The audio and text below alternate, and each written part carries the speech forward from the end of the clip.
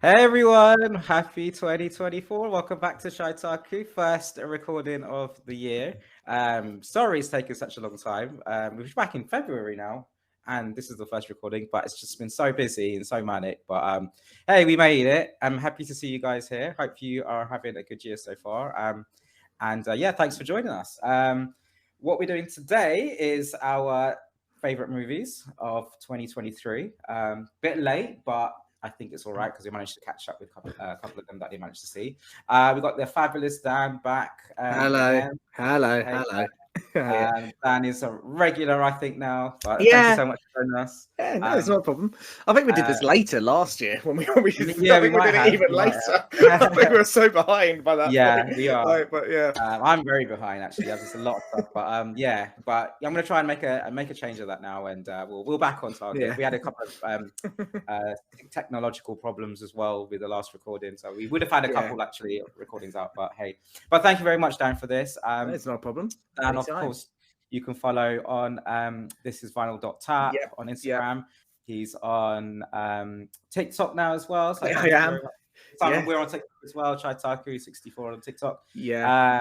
And then Music Fishbowl is doing so well. It is. Actually, Yes, we're just it's. like banging them out now Oh, every it's single it's week. honestly it's blown up, and I'm so thankful to It everyone is, who's ever listened to my podcast, yeah. and really thankful to those who share it as well. Because I think a couple of years ago, before my podcast blew up a bit more this year, um, the Spotify Rap for Podcasters gave a stat saying I was in something like the top 10% of shared podcasts or something like that, Nice, which was nice, ridiculous. So that was nice. all great as well. But yeah, no, just not. But honestly, I think what shows the growth best is the amount of people who want to come on and be guests, which is And it's fantastic. and I think I've Um, just noticed that just it's really blowing up, and so many yeah, people coming on now, it's which is weekly guests now. and the reach is growing, so Yeah, that's excellent. So if you haven't had a chance to go and check it out, and I think you're getting more prolific artists now. You're getting yeah, a big range of people there now, and I just think it's yeah, really popular now. Actually, yeah. it's I mean, probably better than it's ever been. a bit of an exclusive here because I don't really say who's coming on the podcast. I won't say who they are, but an artist I've got coming on in 2 weeks' time. So not well. I don't know when you're going to release this, but it should be like February the 20th or something like that. I Oh think I've got right, episode release date. amazing. An So I artist I've think, got but coming yeah, this on. will be out by then, so go and check Yeah, it out. an artist I've got coming on, he's actually going on a European tour, which is quite a big deal Oh, for nice. a lot of the artists I have on, as independent artists, to have a whole European tour as well as a UK tour is really good. I'm actually gutted because the night that he's playing local to, or as local as I can to me, he's actually it's the same night when I've actually got a gig ticket, and quite an expensive gig ticket booked as well for me. So I actually can't make it. I would be double booked. So I'm really gutted there. But this is the level of artists we're getting on That's now. amazing. Um, Absolutely amazing. So, and I'm still having people on just to talk about music. So and I it's think not that's just artists. yeah, So no, anyone can definitely. come on and all sorts. But it's It's been good. It's amazing. great. And It's it's great. easier for people to go back and listen to earlier episodes now because they're not as it used to be. I do music news and things. When I'm on my own, I have to do full time. So I do a lot of time specific things that go out of date the week later because the news changes. But yeah, in terms of the episodes with guests, it's timeless. It stays. So you can go back and listen to all of them as well. Nice, awesome. Yeah, check it out. It's every other day. I think there's something coming out or every week. So yeah, Every check it out. week, It's yeah, amazing. every week. And Dan's a big supporter of this show as well, so do go and support him. Yeah, And thank he's the you. one that got the ball rolling on this one. So yeah, always, Dan, you are like VIP, always here. Oh, that's amazing. Thank you very much for that. So yeah, No check it worries.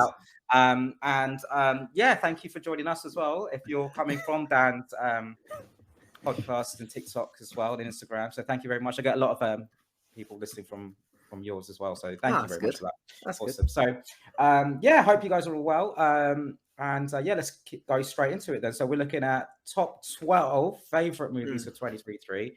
I do top 12 because I just something different than top 10. Yeah. But actually, I've got 16 that I want to talk about because on Letterboxd that I'm on, I like doing the 4x4 list. I just like the way it looks. So we'll go up to 16. We'll do some honorable mentions, some dishonorable mentions as well. But we've got Yeah. a top 12, I think. I'm just shocked. Is it pronounced Letterbox D? not Letterboxd. Oh, so you know what? It's letterboxed, I think. Wait, I don't know. No, I don't know. Now you said that, I don't know. I'm like, Well, I I'm was always like, the most pronouncing surprising things thing wrong. you're saying there is, No, I what's think it's this? letterboxed. It's letterboxed, but Okay. I'm always pronouncing things wrong because I'm an idiot. So I'm Well, probably thinking no. letterboxd. Letterboxd makes more sense in terms of like it's a letterbox aspect ratio, but I don't know what the D would stand for. But Yeah, I guess I'm letterboxd. saying it is letterbox as in past It's tense, I guess. letterboxd. Yeah, it's But letterboxd. yeah, Of course, I um, should know that. But yeah, I'm always doing things wrong anyway. But yeah, we're gonna go through 2023. 2023 was an interesting year. Not the strongest. no, Not nowhere the near. strongest. Yeah, And compared to other years, compared to last year, sorry, the year before that, even 2024, yeah, I said not the strongest. And I think a lot of interesting things happening. I had to scrape through just to get a couple of um, ones on the list there. Good for certain genres, like yeah. animation, for example. I think did really well. Horror did amazingly well. I've got a ton of horrors, but I think the death of the superhero genre for sure. Death of the DCEU, obviously, DCEU officially ended Mm.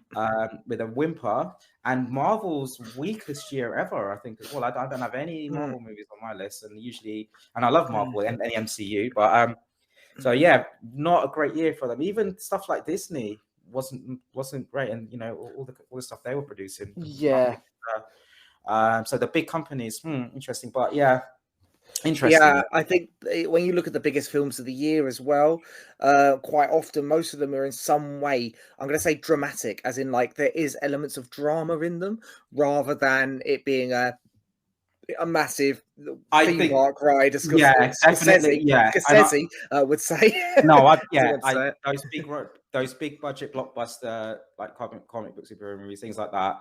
Yeah, I don't really have any Yeah, on my list, but definitely the big drama, the big epics, and the old school directors it's bringing an made old it. school mentality have come back. Yeah, That's it's what I made it more thought. of an arty year.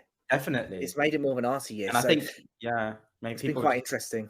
audiences are maybe moving away from those big action blockbuster Yeah, roller coaster factory made stuff, and it's quite nice to yeah. see some smaller, big budget movies and some smaller movies do really well actually. So Yeah. we'll talk about them. So let's get into it. So I got 16. So I got my number 16, an honorable mention, which is a horror movie called Talk to Me, Yeah. which I really enjoyed. Low budget Australian movie made by a couple of YouTubers. Manages to be one of the best horror movies I saw last year. Did a really big hit. It just came out of nowhere. Very impressive. First time directors as well, these YouTubers, the Philippou brothers. I was like, wait, what? So they have got a good mentality there of, they know how to, just because they're from YouTube, actually they're very clued up on how to make movies, how to edit, how to do suspense. I think they did a couple of shorts as well, but really impressed with Talk to Me. So that's my number 16. Honorable mention. Have you got any honorable mentions for number 16, Dan? Yeah, this will be probably I don't know if I've got more than one honorable mention. I'm gonna say so I want to say I despise musicals. I don't despise them. I'm just exceptionally picky with them. I wouldn't say if you said that guy is a fan of musicals, that's an incorrect statement about me. But I did quite enjoy, and I know it's rubbish. Is it Wonka? No. Okay. Because Honestly, I've not even attempted to watch that. I thought because that's the one that everyone's thinking, oh, I'm surprised how good that one was. That's what I'm not even attempted to watch that. I look at that and go, that is a musical. In a way that I will hate. Like I don't even have to try it to know. There's sometimes you get that, and that's what that film gives me. No, it's actually Greatest Days. The Take That one. Okay. It stars Ashley B in it. I actually found the story quite compelling. The problem is the performances aren't the best. As in, like the performances in terms of the actual acting is not the best overall. But it's got a cameo from Take That in it, which is quite sweet. Okay. So it is officially endorsed. And the reason I say there's a cameo is because of the oddest decision they made in the film, being that the band, everyone in the film is a fan of the boy band of Take That, let's say, put that in inverted commas. And they all basically, it's a group of girls who get together to go and see Take That as a man band. Yeah, as they're yeah. older, like they did when they were young, and there's a whole plot around it, and it's quite emotional and things like that. But the weirdest decision I made, considering it is heavily endorsed by Take That, and Take That were on board and in the film. The band are just referred to as the Boys. There's no name for them, and they are generic. What I would say are generic singing and dancing people who have probably done the West End.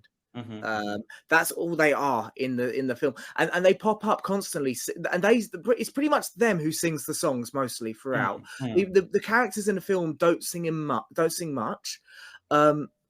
But yeah, it's just really weird the fact that like there's 5 members of this Take That band that isn't Take That, and they don't even attempt to look like Take That. They are completely separate. But Take That were on board. You might as well just made it so that they went and saw Take That, because Take That wouldn't appear in the film otherwise. Yeah. Without trying to spoil it, put it this way: the Boys do not get shown on screen performing much. They're shown as in they just kind of turn up to sing the songs, a bit like Jack and Norrie style, when the narrator he clicks his fingers and he walks around the set where the people are acting the story.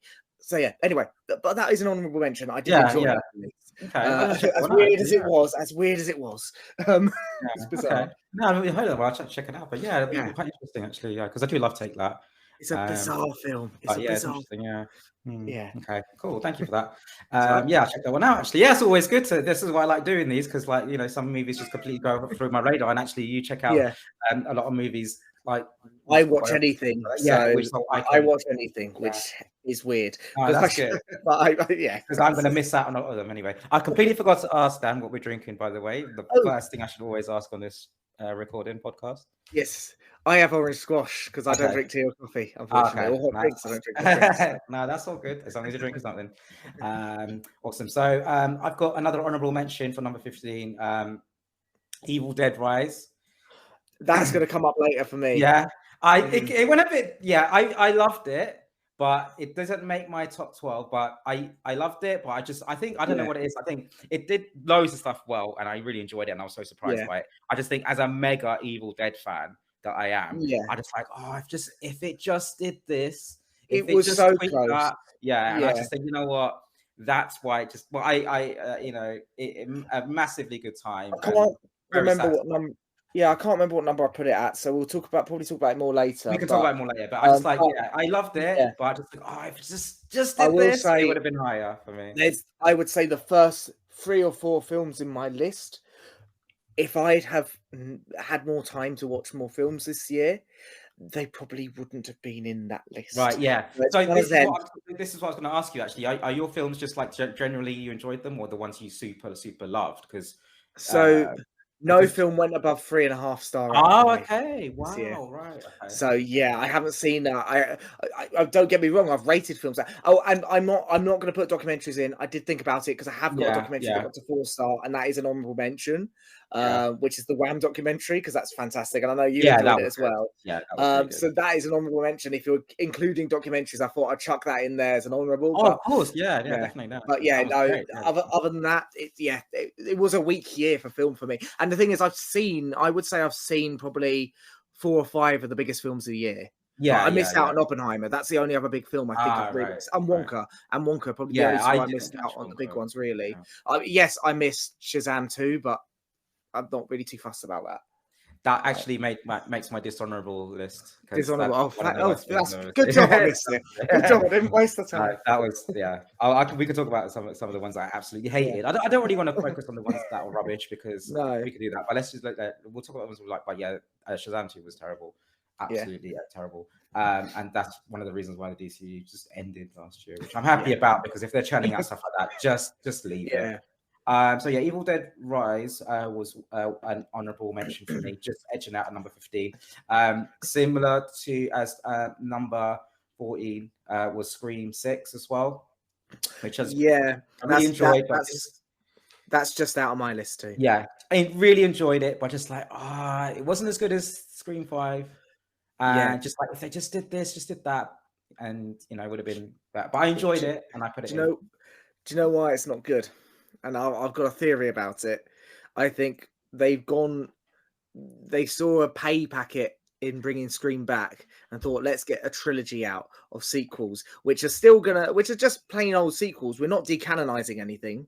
Let's just get them out. The problem is, if you look at the other Scream films, the first 3 came out within a period of time, but each one had something specific to be doing a satire of. Then they waited for Scream 4 to give the industry time to change, so they could satire again. Then they waited for Scream 5 to give the industry time to change. And I think this one was too quick to come out because on the hot. What are they satirizing that's different? Yeah, because last year they nailed with the satirizing, soft reboots and all this kind of stuff, which was so relevant. Yeah. But this is just literally coming a year later. I didn't think they had much more to say.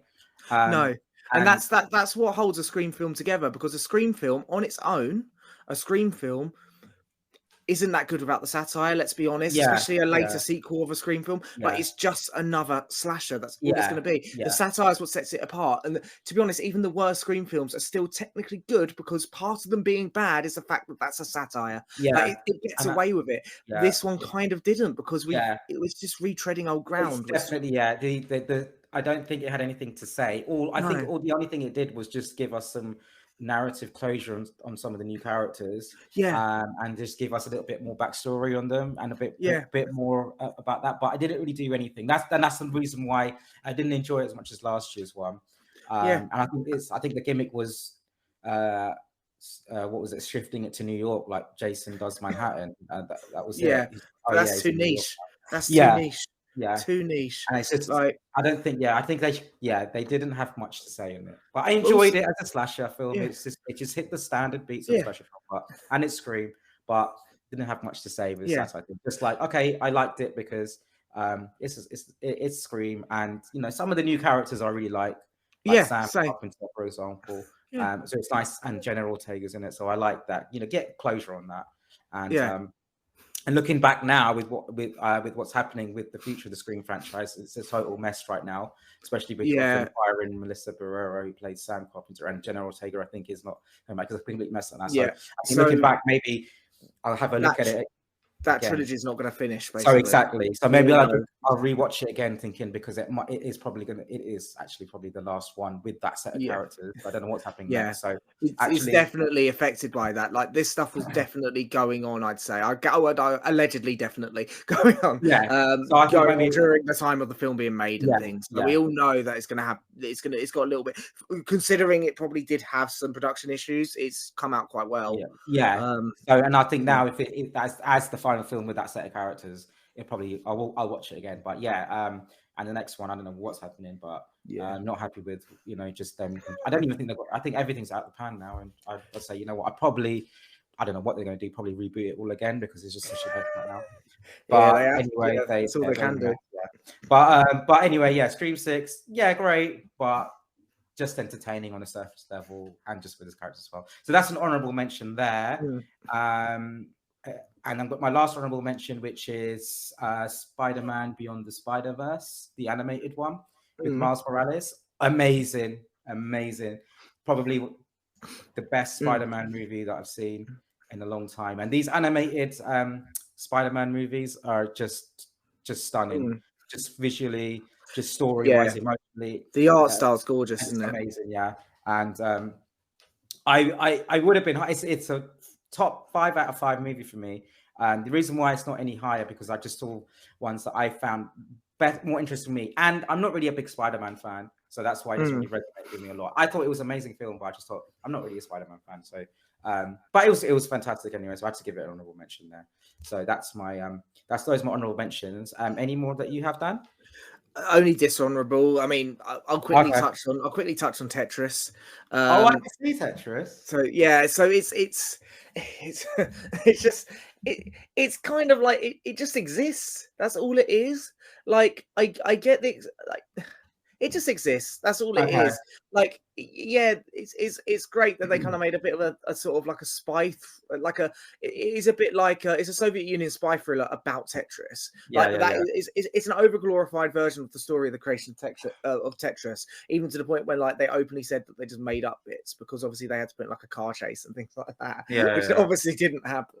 But like, yeah, it's just a bit of nothing really. It's just Yeah. like it's the most mediocrely bland film you'll ever see. It's Mm. one of those kind of films. And I was like, okay, so dishonorable just because it came out with a lot of hype.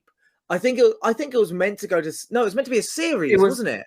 Was it a movie in the end or a Yeah, it was series? a movie in the end. Yeah, and I think it would have worked better as a series. Let's be honest. I think it was going to be a short, like 4-part series. So this is the one. Was Ridley Scott involved in this one? I No, don't know if one he with was at one point. He might have maybe, been. yeah. Because I heard It's the this. one with Taron Egerton, or whatever his Yeah. name is. So I don't know how many Tetris movies they're going to be doing, but I remember it was going to be one with Ridley Scott doing it as a movie, and I don't know if that eventually turned into this one, but or maybe there's another. There is other I stuff going reckon on. they both combined. Yeah, yeah. I reckon in some way it might have been the same studio was This was planning about both of them or something. 10 years ago. They've been Oh, planning this 10 one. years ago. Yeah. Oh, okay. And it's just been production, Oh, whatever. But I it don't might know have if been the that's the same one. same You then. know. I don't know if it's the same, Yeah. but yeah, I think it was originally meant to be a 4-part series or something along those lines. But Yeah. you can see it would have been slowed down. The film would have been better. Yeah. It definitely would have been better slowed and being more serious and more of a drama type thriller rather than a sort of a, you know, what's the word? It's happy-go-lucky type. Yeah. Oh, spy thriller in Soviet Russia. Oh, so yeah, it could have been better, but I've got a feeling that the events of, you know, some events that were happening last year probably made them change a lot of things that were in the film and things like that. So I think politically there's a problem there as well, which might have had a problem with the filmmaking and might have made it worse. So I will put that out there. Yeah, so this is not the one that they were planning with Ridley Scott. This is just another separate production. Started in July 2020, and then had production things going on. They had to do reshoots and changes. So I guess with what happened last year. Yeah, I think it's more of a certain war got in the way. Yeah, and made it a lot more difficult. Yes, so then they changed a lot of stuff, and then reshoots. Even in 2022, they were doing reshoots again. Yeah, possibly might have been some on location stuff in Russia that they were going to do that they couldn't in the end and things. I don't know, because I think a lot of the film was done on location, but not. It was done in. It was done somewhere in the UK. I think it was done up in Scotland. I think, and they made Scotland look like Moscow, basically. Right. That's what they did. Yes, production trip to Glasgow for a few days. Yeah. That's Wow. probably reshooting things they might have planned to have been done in Moscow, but I don't know. This is funny. I'm just reading up on the Wikipedia. The director, is it the director? Oh no, the actual the creator of Tetris actually said they didn't actually make a recreation of what actually happened. No, yeah, because it's basically the beats are there of what happened, but it's an overglorified version. Yeah. But he said it was right emotionally. It's close enough, but nothing. It's a spy thriller. Basically, it is a Soviet spy thriller, basically. But it's really happy-go-lucky type fun spy thriller. But it just didn't hit the mark it needed to. But that way, it could have done a lot more. But I think there might be some more doing this because it's always been an interesting subject with Tetris, anyway. The story of Tetris is an interesting story. I don't think it was told the best it could have been. Yeah, that's fine. So no, thank you for that. I did want to watch that, so I might have to at some point. What have I got? Dishonorable mentions. I've got Shazam, terrible. The Flash, terrible. It was a Flash film. The Flash, DC that Flash passed me by. All the DC EU movies were not great. Even Aquaman 2, not bad. Exorcist Believer, awful sequel to the original classic. I'm glad I didn't watch that then, because I was looking at that thinking, ugh. I think they planned it as a trilogy from the same director, David Gordon Green, who did the recent Halloween trilogy. But this one was so badly received that he's now dropped out, and I don't think he's going to be doing the other ones. But terrible sequel. And even things like Ant-Man and the Wasp, rubbish. Just a bad year for superhero movies, except Spider-Man Into the Spider-Verse. It was a really bad year for superhero movies. Just rubbish, and I think they need to change that up now. But yeah, that's my dishonorable mentions. Okay, let's get into our top 12 favorites now. Yeah. Let's go to number 12 then for you, Dan. Number 12, actually looking at it, I would say number 12 probably out of like the next two after are kind of the same, but not as much. This one is a bland film, but it's there because it's just better than the other things I've already mentioned. So Yeah. and it's Air. Oh, I didn't see that one. Yes. I'm pretty glad that I clocked in the trailer that it said Amazon Prime on it. Because I was like, thank goodness I didn't spend money to watch this. Yeah. It's okay. It's okay. 3-star at best. It's put it this way. There's a story to be told here. Is there an interesting story to be told here? No, but there is a story. That's it. Like it's put it this way. I think I wrote a review on Letterboxd and I'll read it to you. I did because I think I summed it up really well in the review. It says reviewed, but I can't find where to read the actual review. Oh well. Actually, I can find it. Just type in Air and you'll yeah, exactly. I'll see it straight away. I can't remember the full words I used, but I know I did it well. Here you go. So this film highlights the importance of choosing an interesting story when making a biopic. A man has an idea to make Air Jordans. They ask Michael Jordan if they can make Air Jordans. Michael Jordan says yes. End of film. That is it. Oh, that is it. That is it. There's no actual. They try and play some kind of turmoil between another company getting Michael Jordan to make a shoe. They try and play it like that, but really, when you're watching it, there is no peril. Like they are pretty much already dead cert on being with Nike. It's like there's nothing really about it that makes you go, oh god, I hope they get the shoe. I hope they get the contract. Oh, like there's none of that. It's just kind of like it happens. Like soundtrack's reasonable. Yeah.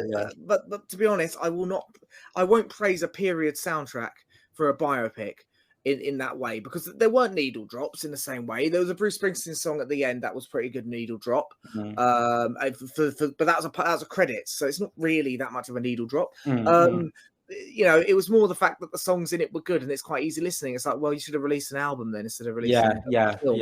Like it's like, you know, there's nothing much more to say about it. Sure. But it's an easy watch for 2 hours, and it's relaxed and chilled. You know, if somebody said to you they're happy to go and see it on a first date with you, I mean, bad first date, don't pick the cinema. But still, anyway, you know, you would be safe going to watch it with them. It would do the job for the date. But that's it. It's that kind of thing. There's nothing else. It's just nothing else. Yeah. Like, there's nothing else involved. Pass the time, yeah. They don't even show Michael Jordan's face in it. Like, there's an actor playing him. They don't even show his face. I think Mark Mo commented on that. He said it's a deliberate artistic choice to not show the actor's face playing Michael Jordan. But it's kind of like, you kind of sit there going, well, at the end of the day, why would we not believe that is an actor playing Michael Jordan? Why are you hiding it? It's a bit like when like a kids' TV show used to do it for a celebrity. And it's obviously it's obvious that they haven't got the celebrity. They haven't got him. In a movie, that doesn't matter so much. We believe it in a movie because there's a budget behind this. Whilst you don't believe it in a kids' show because there's no budget behind it. Like, so I don't know why. Did you not endorse it or anything? Well, maybe he didn't endorse his license. His likeness. Sorry, maybe he didn't endorse his likeness. Because obviously it's all gone through, the story has all gone through Nike. It's only Nike who have to sign off, really. The rest of it's all just for the likeness. His parents have the likeness in it, but it's just an actor playing their parents. So maybe they don't look enough like them, but obviously Michael Jordan, they're going to make him look like Michael Jordan so you can recognize that he is Michael Jordan. So, you know, but yeah, other than that, there's not much more to say on it, so I'll keep it brief. No, that's fine. No, thank you for that. So that was number 12. Number 12 for me is a fantastic little movie I saw called Past Lives. It's a romantic drama about two childhood friends from Korea growing up. They have feelings for each other and then they go different ways in their lives, and it follows them across as their children, as they growing up as teenagers and adults. But one of them is still in Korea, the guy, and the girl played progressively, who's amazing in this. She's in America. They managed to find each other again, link up on online, visit each other. At this point, their lives are in different trajectories, and then they reconnect again, and then again it jumps forwards another couple of years as they connect again, and it's just it's just a really, really awesome little movie. It's very relaxed. It's very quaint. Yeah. And it reminds me a lot of stuff like Before Sunrise, like Richard Linklater, and even Noah Baumbach as well, which I know you're a fan of. Yeah, I love Baumbach. Just really honest, genuine, real talk, real, emotions, deep conversations that they have with each other. Music is amazing. It's not over dramatic in any way. It's very realistic in the fact that these two people just keep connecting, but they have feelings for each other, but their lives are just going two different trajectories. Just really well done. Greta Lee, who's the actress in it, is amazing in this. I think she's nominated for an Oscar as well, for Best Actress, and I think the movie might as well be nominated for Best Movie as well. But yeah, you need to check it out. It's coming out on Netflix next week on Valentine's Day. Nice. Which not the best Valentine's Day movie, considering it's not like happy endings all around, but it's a very interesting story, and it's I love it, and it's straightforward, and I like the fact that it's very realistic and grounded in the sense that it's not happily ever after. You're going to have your ups and downs, and it's very real in the way it shows that, and it's just really well done. I just got to actually watch it again. I think it's semi-autobiographical from the actual director, Celine Song's life as well. But yeah, if you want a really down to earth, grounded, honest, genuine, realistic romantic drama that isn't cheesy in any way, isn't overdone, overblown, just a very relaxed, chilled, realistic look at people's relationships, check this one out. It's really, really, really good, and that's my number 12. But yeah, start on Netflix next week, so hopefully you can watch it and see. I'll add it to the watch list on that one. So next for me, number 11. Now you're going to notice a lot of my films, quite a few of them are big budget studio franchise ones, and this is definitely one of them. I did really enjoy this, and I think it's a film that there kind of isn't a need to be critical of it, if that makes sense. And it's Indiana Jones and the Dial of Destiny. And this is one of the ones I didn't watch, and there are lots of movies I didn't manage to see this year, and this is one of them. So I won't spoil things for you in any way. The reason why I say there's no need to be critical of it is because it's like, well, like I sit there going like, this is a silly, fun action franchise that has always been silly and fun. It just happens to have one exceptionally good film and two other very good films in terms of Raiders of the Lost Ark and then the next two. And then it's come back later on, like 20 years later, with a sequel that wasn't received well at the time, but it's actually gaining a lot of love now. And it's kind of like, it's just going to be all it's ever going to be is a silly, fun action adventure film. That's all it's ever setting out to be. So there's no need to be critical of it in any way, because you should just feel blessed that you've got another one of these films in this amazing franchise, because it's not going to go on forever. I think it's like, he's nearly 80, or he is 80, isn't he? He's really young. This is the thing, like these movies come out and they're just like fun capers, and then they turn into, because of people growing up with them, they turn them into these legendary, solid critic, you can't say anything bad about them because they're just iconic, legendary movies. Where when another one comes out that's exactly the same, you're like, oh, people are complaining about, no, this is not good. And it's like, well, hold on a second. This is exactly the same spirit as the original, which was tacky B movie just done well. And that's what it's same with Star Wars as well. Star Wars is such a legendary, but the original Star Wars 1977. Very so cheap camp looking. And silly. And I sit there going like, at the end of the day, it's kind of like, yes, it's the same spirit and everything, and yes, of course it's not going to be as good. Even when you just look at the age of Harrison Ford, it's never going to be as good because he is older and he can't do what he used to even. Like, but if they address that, because I haven't seen it, and a lot of people that I've seen just absolutely hated this one. A couple of them just said, actually, you know what, it's the same spirit as the original, and that's fine. Put it this way, if you enjoy Kingdom of the Crystal Skull now, years later, as in like reflecting a bit like the Star Wars prequels, you reflect and now enjoy, you'll enjoy this film. There's no reason not to, because it's basically, it's more ridiculous.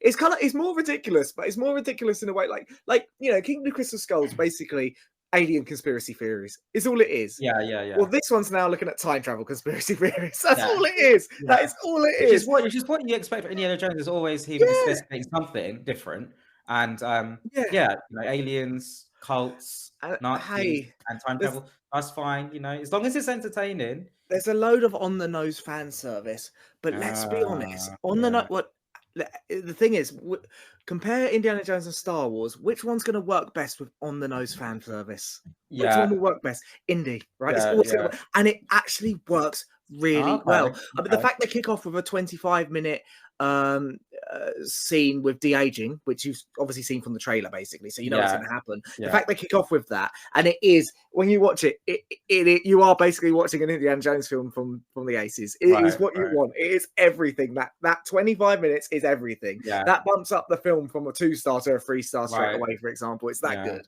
And I think if they're gonna do that and have fun with it, because I imagine this is probably the last indie movie. I don't know if they're doing any more. I kind of feel like they just did everything in the right way. They did, because if they tried too hard, it would have been worse.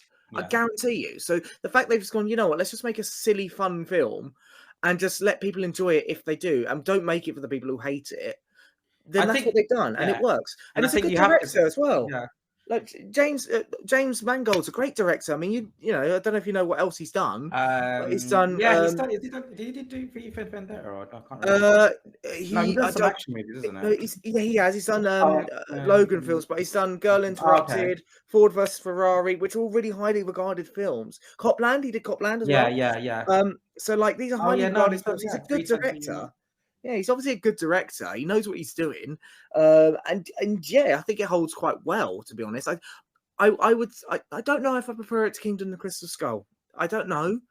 Put it this way: if people are going to prefer one or the other, I can see why they prefer one or the other. But because it's kind of like it is kind of the same ilk. It's the same thing. Oh, he's scheduled to do a new Star Wars movie as well, apparently. That's good. That's I will take that. I will take that then, because if he could do something like that Indiana Jones film that just made me feel good and happy, you know, all I need to do is feel good and happy with Star Wars right now. Like I'm not the most critical of Star Wars, you know that. But in terms of the film-based things, I kind of want to have a film that just makes me feel I think, and with indie, it's never been super serious. They've all been really silly. Like, come on, they're not. Yeah, they're fun, but they're silly. And they're really silly. And it even gets away with it because the fan base isn't like Star Wars. It hasn't got a big, massive world to dive into, which really helps it get away with it. Yeah, and I think it's fine if this way it's not serious. If they have fun with it, that's fine. And I it's on Disney Plus now, so actually I will be checking it out. This week. Go into it just viewing it as being fun, because if you go into it because that's how I did another attitude. And even if you're a huge fan of it, you know of the franchise and you grew up with them, fine. But come on, they've always been very dark. At the end of the day, with Indiana Jones, it's just like, look, you've only got movies. You've only got 4 of them until now. Just be happy there's one more. It's not like Star Wars where there's a massive world. You got the TV show, the games as well. In fact, there's an Indiana Jones game coming out on Xbox. Yeah, that looks amazing. That looks amazing. And that just looks again like you know, fun, silly, but it's in the same vein as look, not taking it super seriously because it is just like Star Wars was intended to. It's just based off these. I've got a feeling it's going to be Jedi Fallen Order. I think it's going to be Jedi Fallen Order, but Indiana Jones, basically. I think that's what it's going to be, but we'll have to wait and see. Okay. Yeah, it's one of the ones to check out. And I'm going to be going through the whole indie series, all of them. Then I'll watch the new one because it's been a long time. Because I grew up with indie, but I didn't watch them a lot. I obviously know them, but it wasn't like Star Wars where I'd watch them all the time. I just like them. But they're always fun. Yeah. And Temple of Doom is still my favorite one, even ever since I was a kid. And that's problematic as hell, you know. And I actually shouldn't be being South Asian myself. That is such a problematic film. Yeah, but it's so fun and how so silly it is, and it's really just entertaining. And if you want to do that, just be fun and entertaining. And that's what it does. That's literally what it does. Yeah, awesome. Yes, I'll be checking that one out. What have I got for number 11? I've got a horror movie called Cobweb. I don't know if you managed to see that one. I haven't. No, a lot of your ones I won't have seen this year, so I'm jotting them all down. Cobweb is awesome. It came out on Halloween. It's a perfect little Halloween movie because it's set on Halloween. Small American town. during Halloween. There's Mm. a family, mum and dad and a boy, and the boy is hearing noises in his house, in the basement, voices, doesn't know what it is. I'm not going to give any spoilers. Trying to figure out what's happening. And then from there, the parents start acting a little bit odd. Basically, something's happening. It's just really well done. Really, it's just a surprising little movie that came out.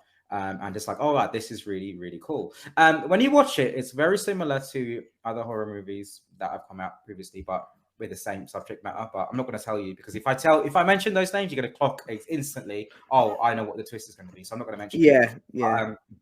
Yeah, really well acted. The little boy in there is really, really good acting. So you got the parents, Anthony Starr and Lisa Kaplan, were really, really good as well. They're just really solid, and they start acting quite creepy in there as well.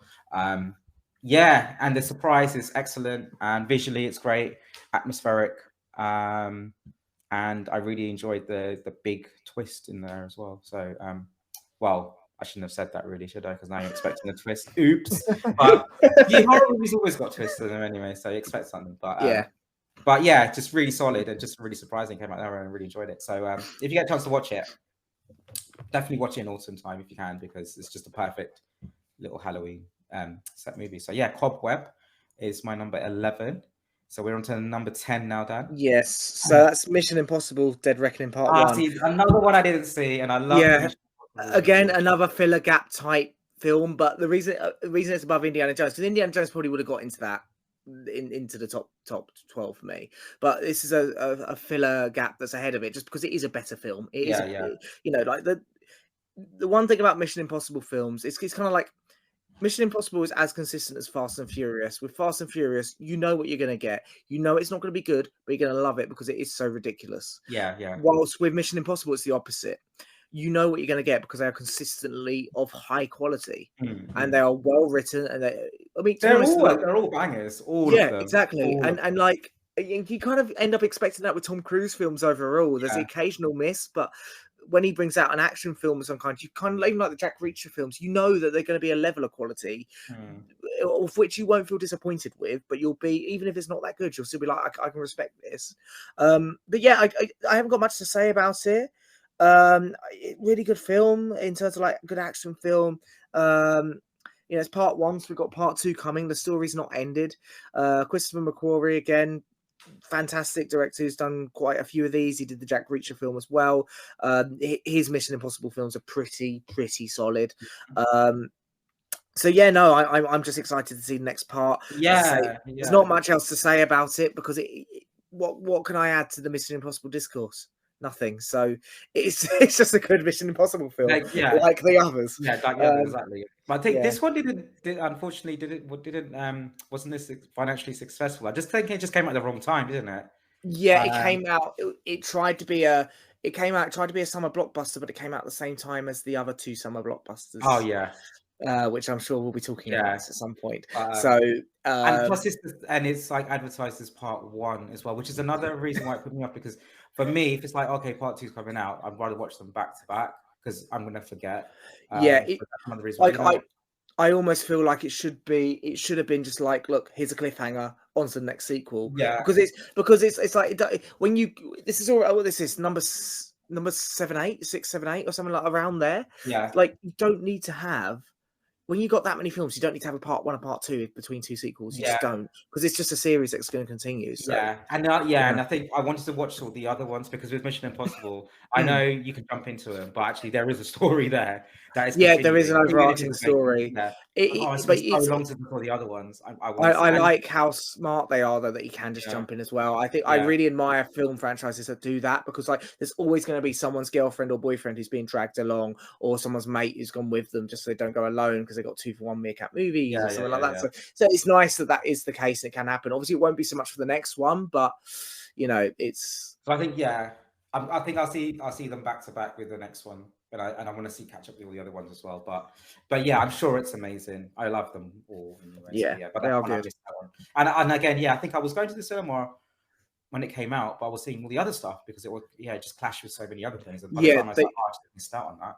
I'll be honest, they should have brought it out because there's not been many films in the cinema come November, October, November, December. They probably should have brought it out then, if not brought it out earlier on in the year. Yeah. It's not, the summer was too much because, like, yes, Mission Impossible is a big summer blockbuster. It's always gonna be, but you got to look at what's going on around, Yeah, and there were so many. you I know, mean, I went to the cinema like 4 or 5 times. I remember, and I was like, okay, Mission Impossible was on my list to see it, but then I just went to so many. I was like, okay, yeah, just completely dismissed. yeah.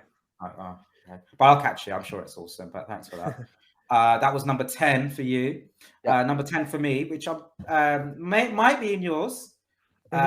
Saltburn. Yes, that's coming up later for me. So I don't know if you want to leave it till later. Yeah, we'll chat about Saltburn then when you got it. But number 10, I loved it. And it's not a particularly amazing film, but I just had such a fun time with this one. Yeah, it's really fun. What? I've got to put it in because this is just jokes. Yeah. And it's just got a bit of everything in there. Bit of horror, bit of dark comedy, bit of satire. I was like, yeah, this is right up my street. And I really enjoyed that. So I thought, yeah, classic. And really taken off as well. I think it came out in the cinemas to an okay fanfare, but I think when it came out on Amazon Prime, it was Amazon that did it. It was Amazon, like it was everywhere. TikTokers especially just really made this go viral. Yeah. The memes coming out of it was brilliant, and I thought, yeah, I think it took on a life of its own and became even bigger than it would have been. But and what made me appreciate even more was when I was just going on TikTok and all these memes were coming out and all these parodies of it. And I was like, oh, yeah, this is a great film. If it can do that, I love it. And I still laugh at people making fun of it and just doing things with it. I think one of the memes was like you record your mum and dad watching it as a reaction. Yeah. I love that. But yeah, we'll talk about more but yeah, it's really, really fun. So that's my number 10. Number 10 for you, Dan? Oh, sorry, number 9. Number 9, yeah, number 9. So we're now looking at Creed 3. Now it's one of those. Yeah. So this is one of those films, like, I love the Rocky franchise. I absolutely adore it. I don't think there's a bad Rocky film. I know Rocky 5 is not the best, but I can get why it's made and I understand it and I enjoy it. The Creed franchise, I think, has been fantastic. It's been so successful. They're all good. It's been brilliant. They're all good. So this is the first one with the absence of Stallone. Yeah. Now, I don't know why the absence is there. I did look it up early on in the year. I can't remember. I think he's just like, you know what, this is Michael B. Jordan's thing now. And he doesn't really need Rocky in there anymore. I think with Creed 2, he kind of said what he needed to say, and now it's just like, take a step back. Actually, he produced it. He's produced it, he's produced it and been there, but he's been around it. And his character doesn't need to be in there, so which is fine because now it's Creed's legacy now. It's interesting because under Crew on Letterboxd, he is down as original writer rather than writer. There are other writers, so I think he probably had the rough. There might allegedly, I would say, it's probably a rough idea of the script was with him. And then the other guys took it on and actually wrote the script, if that makes sense. But yeah, it's the worst of the 3 Creed films. It is a good film. Have you seen it, by the way? Oh, yes, I enjoyed it. It didn't make my list, but I enjoyed it.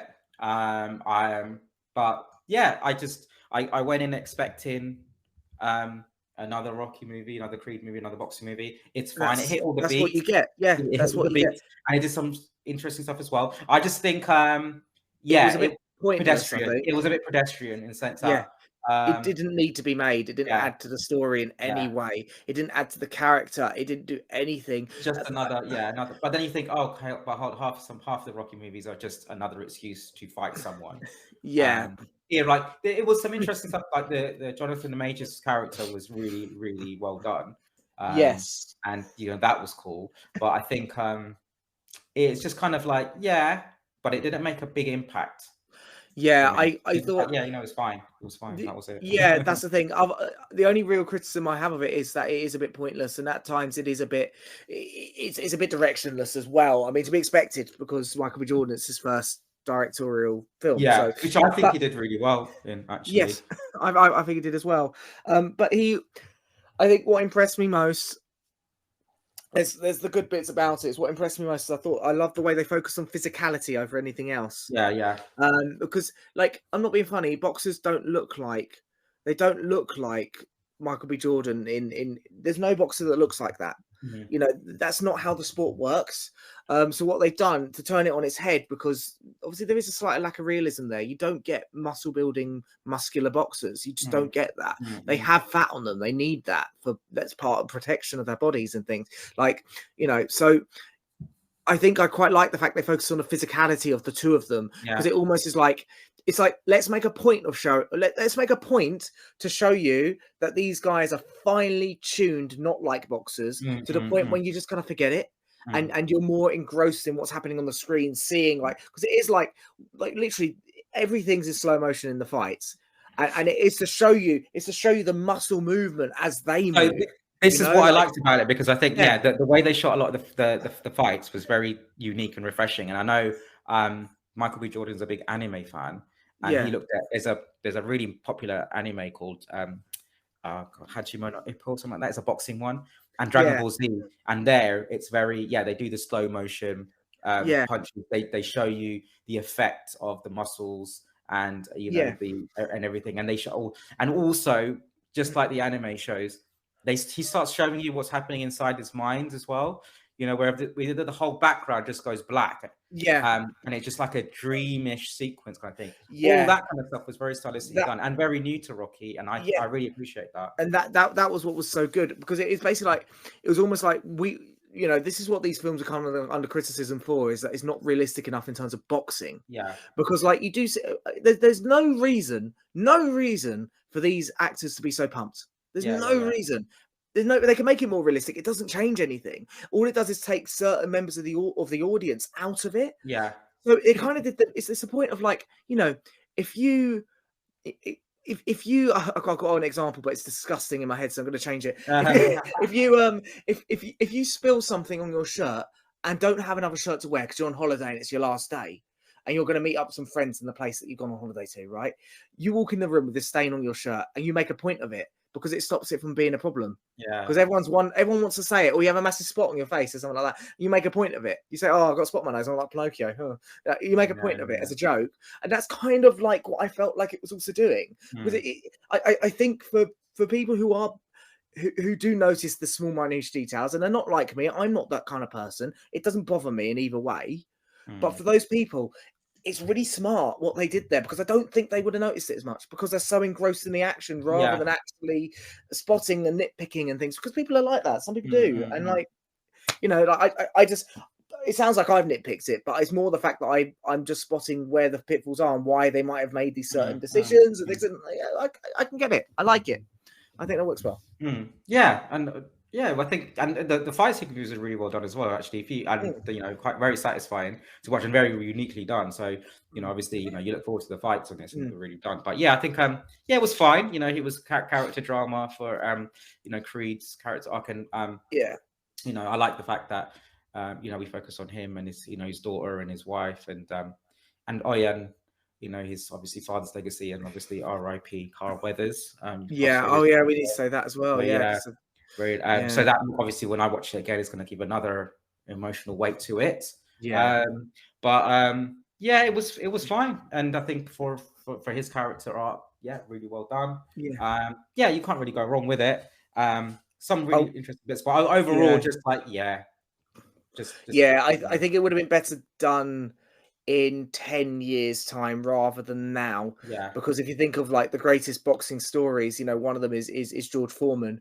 You know, he was world champion. He retired young, actually quite young, to look after his kids, and then he came back again 10 plus years later and became world champion again. There was a George Foreman boxing movie that came out this year as well. Actually, I don't know if there was. I didn't see it, but that would have been more of an interesting film for Michael B. Jordan's character to have done that, because he has retired in this film. So it's like, it would have been more interesting to do it that way, and to have the time, like he's got to come back. Like, this was kind of like, oh, I've got to come back. How long have you been out for? A year? It's like it's not really that big a deal. Whilst like going back 10 years later, and you've got to get your body fit again. It's also, you know, like George Foreman came back a different boxer. he went from being literally just fearless brute force punching yeah, to being technical. yeah, Because he had to be, because he wasn't strong in his late 30s or whenever it was when he came back. He wasn't as strong, so he couldn't do it. He's fighting young guys, so he had to be able to beat them by basically landing every hit and actually hitting and hitting the right places. Yeah. So that would have been more interesting. Anyway, I'll stop there. But yeah, no, that's so it'd be good to see. And yeah, the movie literally came out the same year as Creed 3. Big George Foreman came out last year. Critically panned. Yeah. And budget 32 million, box office 6 million. So unfortunately, didn't do as well. I didn't get a chance to see it. Yeah, I didn't either. But it looks like Creed was a better boxing movie for this one, compared to both of them. But yeah, I would like to see that as well. It's good that they're doing that. But yeah, I'll just check that one out actually. But hey, good. But yeah, no, Creed 3, did what it's set out to do. No problems there, just standard. Nothing like whoa. And they kind of get like that, the Rocky movies, isn't it? So maybe taking a break. Yeah. But he's done 3 now, 3 Creed. Yeah, so maybe they don't have to do anymore. They won't have him come. Because if they have to do it again, he's going to have to come back into boxing again, and it'll be the George Foreman story. And it's like, the problem is you've wrecked that because you've already come back, so they can't do it. So I think that the next thing they should do is get the daughter to grow up to become a boxer, and that would be something different for a Rocky movie. Have the girl, his granddaughter. Have her, and and she's already started to box in the movie anyway, so that would be cool. Do something like that, and that's a bit different. That's probably what they're setting up. Yeah, to be honest. So which is probably cool. in the pipeline. Yeah. Excellent. So that's number 9 for you. Yeah, I enjoyed Creed as well. I didn't make my list, but yeah, I enjoyed it as well. I can see now because I think we liked it the same, but I guess you just didn't see anything that was. So I haven't seen much. There for you. I haven't seen much, and I've been very realistic with my ratings. Yeah. So this year, I gave it a 3 out of 5. Yeah, I gave 3.5, so it's roughly Yeah. Was it number 9 for you? Number 8. That was number 9 for me. Did I do my number 9? 9, 8, I don't know. 6, 5, 4, 3, 2, 1. No, number 9 for me. Yeah, I'll let you go first. Number 9 for me was another horror movie called Infinity Pool. Science fiction horror by Brandon Cronenberg, who's David Cronenberg's son. Oh, okay. Yeah, Alexander Skarsgård starring in it. Mia Goth. It's about husband and wife that go on a vacation to an island, and then stuff happens. There's a group of people that they hang about with there that are not mentally all there, and it's really weird. It's fun. It's creepy. Mia Goth is one of the people that they meet there, and she's fantastic. She's one of my favorite actresses at the moment. She's just crazy in it. I'm not going to give any spoilers away because again, it's one of them watches you're watching like, oh wow, okay, they went there, amazing. So really enjoyable, really unpredictable, fun, entertaining. Yeah, horror, bit of sci-fi in there, bit of drama, bit of wackiness. Definitely recommend that one if you want to have an out there movie that just goes to different places and just unpredictable. So yeah, Infinity Pool for me for number 9. Number 9 then for you, Dan. Sorry, number 8 now. Yeah. We get on to Evil Dead Rise here, so we've already said a bit. Yeah. I'll give my piece on it.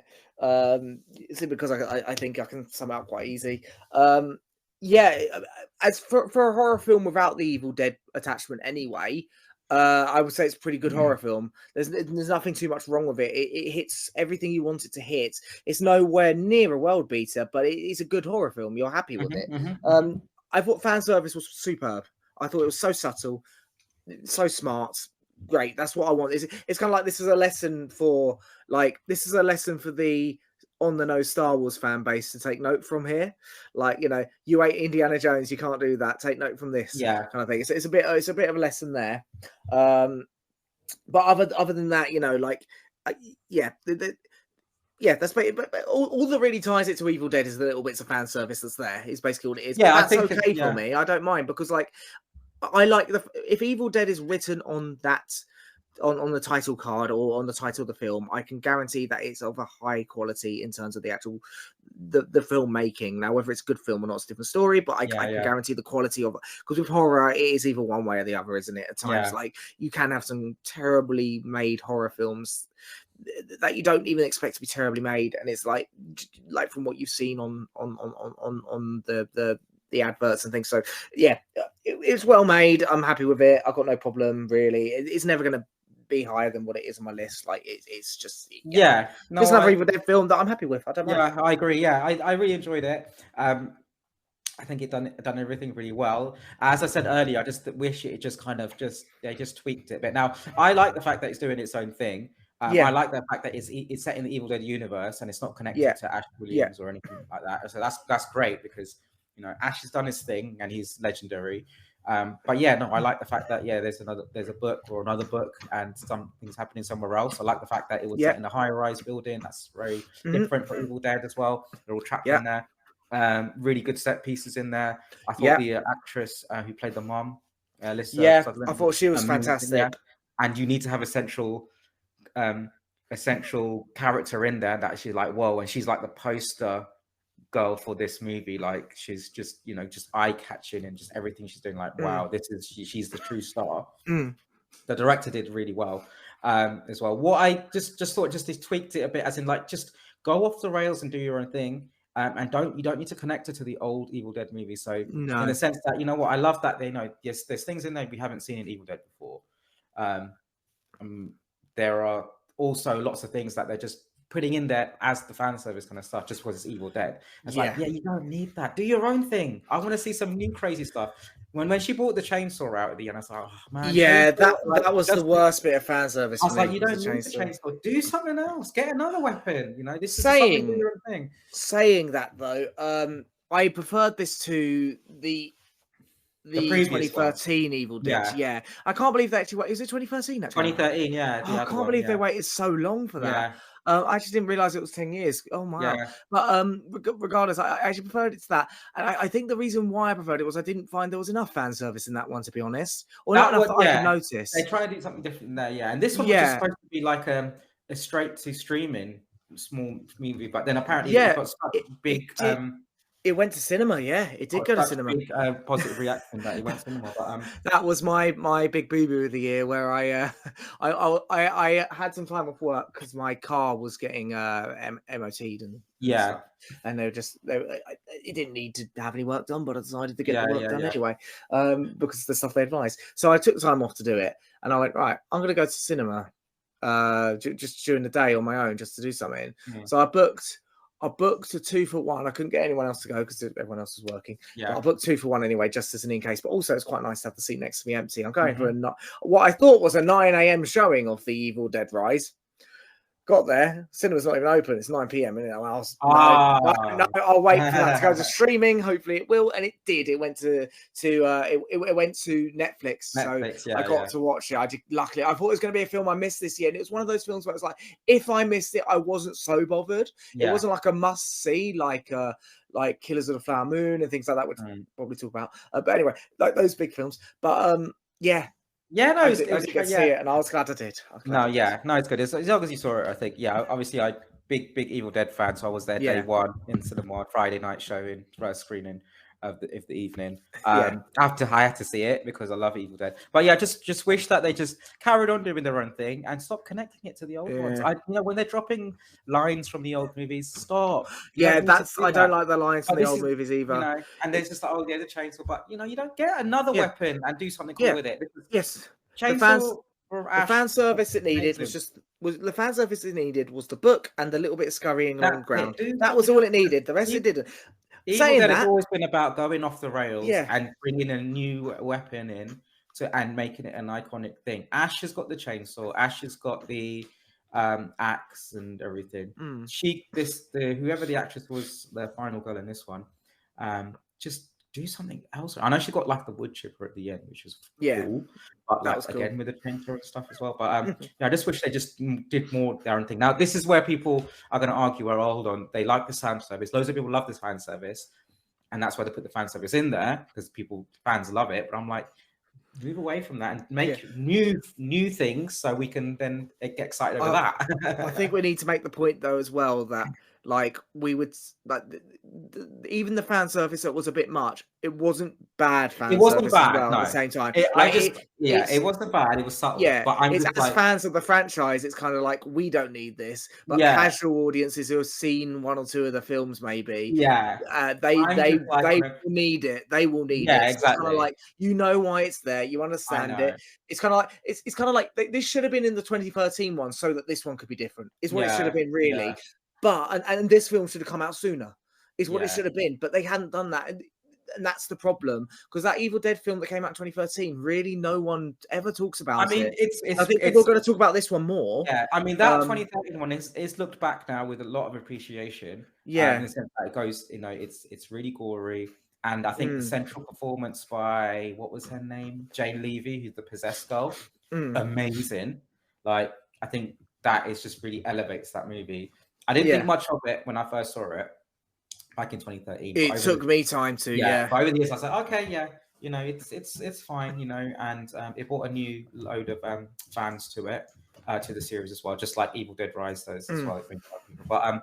But yeah, I loved it. I just again, I'm in the camp of I don't like fan service anymore because it's just all the time everywhere. And it's the yeah. same. Like you don't stop doing it, but Yeah. fans go crazy over it, and audiences love that, and fans like that kind of thing. And I'm like, well, I don't know how much of it he had to force to put it in there in the studio. Yeah. Oh yeah, please put that in there because fans are gonna love that. But if I had my own way, I was like, no, get rid of the fan service from the old ones. Mm, Do something new with it and create new cool stuff rather than relying on old stuff.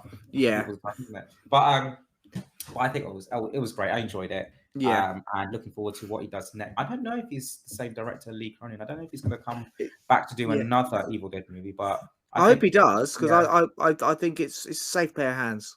yeah, I think yeah, Very safe pair of and hands. now So. he's cementing it. Yeah, now go crazy, even more crazier. In fact, I think they should have gone more crazier with this one, which is another reason I was like, I just what if they just went a little Yeah. bit more wild, it would have been amazing. But they did. Mm, Like I saw it in the cinema with someone who's never seen an Evil Dead movie before, and she thought that it was like really wild, and I'm like, oh mm. well, if that's I fine, watched then the first two. Yeah. yeah. But actually, Mm, like for me, I'm like, oh no, they could have gone even more. But mm, yeah, for some yeah. people, yeah, it was. But yeah, I enjoyed it. Really enjoyed it. That makes my That's yeah, my. That's that was yeah. just edged out for me. But yeah, awesome. Evil Dead Rise, great film. It's your number 8, isn't it? My number 8 is another little horror movie that came out called like great year for horror. Look, I'm just knocking these horror movies out. Megan, I don't know if you saw Megan. I The didn't Killer see Doll. Meg. Yeah, I didn't see Megan. Is it part of the Conjuring universe or not? Am I wrong there? No. No, it's just its own thing. Yeah, Killer Doll movie, but a really well done Killer Doll movie. Takes a lot from obviously Chucky and and a bit of The Conjuring with Annabelle in it, but does its own thing. It's a PG-13 movie, so it's actually what I like about it is it doesn't go hardcore, and yeah, and actually the central theme is about a little girl who is getting bullied at school, and then her parents, her mum even works at a company that makes these really advanced toys, and then she makes Megan as a friend of her. So I thought, the story is actually really nice, actually, because it's about a girl who's being made a friend, and then Megan isn't artificial intelligence, just goes off the rails, starts becoming aware. It's just really cool, really fun, self-aware. So there's a lot of satire in there. It knows what it is, has fun with it. Megan, the design of the doll is really cool. She can do lots of cool things as well. Martial arts, dancing. I think one of the dancers in the film became a little viral meme as well. But yeah, just really entertaining. I was like, yeah, this is fun. And then when Megan goes nuts, it's fun and it's entertaining. And without going too gory, I think they managed to do some nice kills in there. Have fun with it. So I ended up really enjoying it. Became a big hit, and I think they're going to be doing a sequel. But I just thought, this is fun, and I love Killer Doll movies, and Chucky obviously is the king of it. But Yeah. this was like a nice, actually haven't had a killer doll movie in a long time. I know Annabelle in The Conjuring, she doesn't really do anything. She's the killer doll. She's a poster girl, but she just she doesn't move. But this one, twirls, backflips, slashes, martial arts. This is really cool. This is different. And with the special effects now, they can have a doll doing really cool stuff. I think a little bit of practical, a little bit of someone in the costume, but yeah, she's doing stuff that Chucky can't do. Chucky's like, they're always shot from close up with the face and from far away, because that illusion of it being a doll kind of loses it. But here they've got like loads of cool stuff in it. It's just really fun like that. This is awesome. So yeah, I really love Megan, really entertained by it, and good nice little surprising movie that came out of nowhere, and enjoyed it. So that's it's got Alison Williams in it, and I watched I watched some reasonable films that didn't come out this year in 2020. Well, in 2023, but I watched them then. The Perfection is one I watched, and I really enjoyed that. I really enjoyed The Perfection. It's a kind of body horror, but I guess it is a body horror fully, because it's a body horror in terms of a different. There is like traditional body horror, but there's also like less traditional body horror, and you'll see why if you watch it. And it's a bit of a psychological horror thriller type thing. That's a little bit like Infinity Pool, a bit of body horror as well. I forgot to mention as well, because obviously Cronenberg. But, okay, was it The Perfection? Okay. Yeah, so it's on Netflix original, so it might be worth a watch for yourself. She's really good. Yeah, she's really good. I like her work so far, and she's sort of fast becoming a bit of a modern day scream queen, which is good. Yeah, she's been she does horror mainly. She does. So Megan, and she was in Get Out as well, wasn't she? Get Out, and The Perfection. They're all horrors, so everything she needs to do is horror. So cool. The world's been crying out for like a throwback scream queen, hasn't it, for a while? Like, and we're slowly starting to get a couple of them, because every now and again one comes along and you think, like Florence Pugh came along and you thought, could she? And then she did it. But the world is kind of crying out for a modern day throwback version, and we're starting to get them. Like we're starting to get a few, which is really good, because we've had our time without that. We've done other things, and it's like, things are cyclical. They come around, and people just, people love that stuff. It's always great, and I think I actually think it's quite empowering as well, because the final person who wins is not a man. I think it's quite empowering to show, strength of the female character as well, which I always like. So I'm always for. Okay, cool. I'll check that one out. Actually, that's on my radar. I assume she was the final girl in Megan. I'm making an assumption there, but I assume she was the character. Yeah. Cool. Yeah. Okay. Yeah, she was, and she was really good at Megan as well. Yeah. Okay, cool. So that was number 8. I keep, I'm just kidding. Number 8. So now I'm on my number 8. You've done it. That was Megan. No, you're Megan. So I'm on number 7 now. Yes. Yeah, you can go now if you want. I don't mind. No, you go. Yeah. All right. Cool. So my number 7. I really enjoyed this film, Super Mario Brothers movie. I loved it. You know what? It's kind of like the opposite to what we've already been saying. Obtuse, obvious fan service, and that's all it needs, and it was so good for that. It was so good for that, and it was just fun, silly. It was for children, and I think they've done a great job with it. They didn't try and make it for the adults who'd be in the room, who they knew would be in the room. They didn't try and do that, which is always a bit of temptation with a franchise that's going to be primarily a children's franchise, but adults will also be watching, as in without children, adults will be watching, because that's because they enjoy the franchise still themselves. So it's always like tempting to do something that's not a kids film, and you know what, it's just a brilliant kids film, and that's what's so great about it. I think it just works. It just works. They managed to, considering how many animated movies we've had for kids, especially based on franchises that have just been blah. I think they just really excelled in the way it looked, the design, and this. They knew what we're doing. It's just really well done, and it's basically a high quality video game cutscene, as if Nintendo made it. And I think they managed to nail and celebrate everything we love about Mario and Nintendo. It could have gone a little bit more with the story, but I think if they managed to nail everything else, I think congratulations to them. That's all it needs, isn't yeah. it? That's what it is, yeah. And yeah, it was really fun, and yeah, adults and kids can enjoy it as well. I'm Yeah. very surprised as well, just even with Chris Pratt, because when it was Chris Pratt doing the voice, I was like, oh, really? Yeah. But actually, I think he did all right there as Yeah. Mario. Yeah. Just I mean, Mario was basically Emmett from the Lego Movie, which I quite yeah, liked. exactly. He is. He's I the quite same. like Yeah, that. he's the same. But Yeah. yeah, and it's self-referential, very funny. Oh, and Jack Black was the star for me. Just Oh yes, amazing, Bowser was great. Yeah, yeah. amazing, especially with his songs, the Peaches song. It's so Unsung fun. hero of the film is the soundtrack. I think Yeah, because it didn't just it had the soundtrack is probably where it had everything for fans and non-fans. yeah. You had all the recognizable themes constantly playing all the time, these recognizable ones. But then for a split few seconds, you'll hear this little motif that's on one track on a Mario Kart game. And if you're a big fan and you've played all the Yeah, games like we have, I think both of us that's have pretty much played most of the games, yeah, especially yeah. the classic ones. You hear that, and I that's where think you it's get you that's what you get from it. see this one is go all out on the fan service, because this is the Mm, type of movie that needs it, and they did. yeah. And not only just Mario, but just Mm, Nintendo in general. mm, Just having like Super Smash Brothers, they had other mm. Nintendo characters in there, but not even in Mario, like the No. Penguins, for example, and King DDD, I Mm, think it is. And just jumping into a whole sequence of Mario Kart, Rainbow yeah. Road was something Yeah, yeah, amazing. yeah. And I like that, yeah, the story was, just done it basic, but it's done the job, and real world, they jump into Mushroom Land, Mushroom Kingdom. I Yeah, liked all that. yeah, the way they got into that, because like no one ever really knows if they're from the real world or Yeah, not. Like and I they're think there is a plumbers as canonical answer. well. I think there is a canonical answer. I Yeah, think there is, but no one knows that. yeah, So it's quite nice to actually show people it, because yeah, it's hard to find out information about Mario simply because the games don't tell you. yeah. Like it's Because I all was other surprised that source material.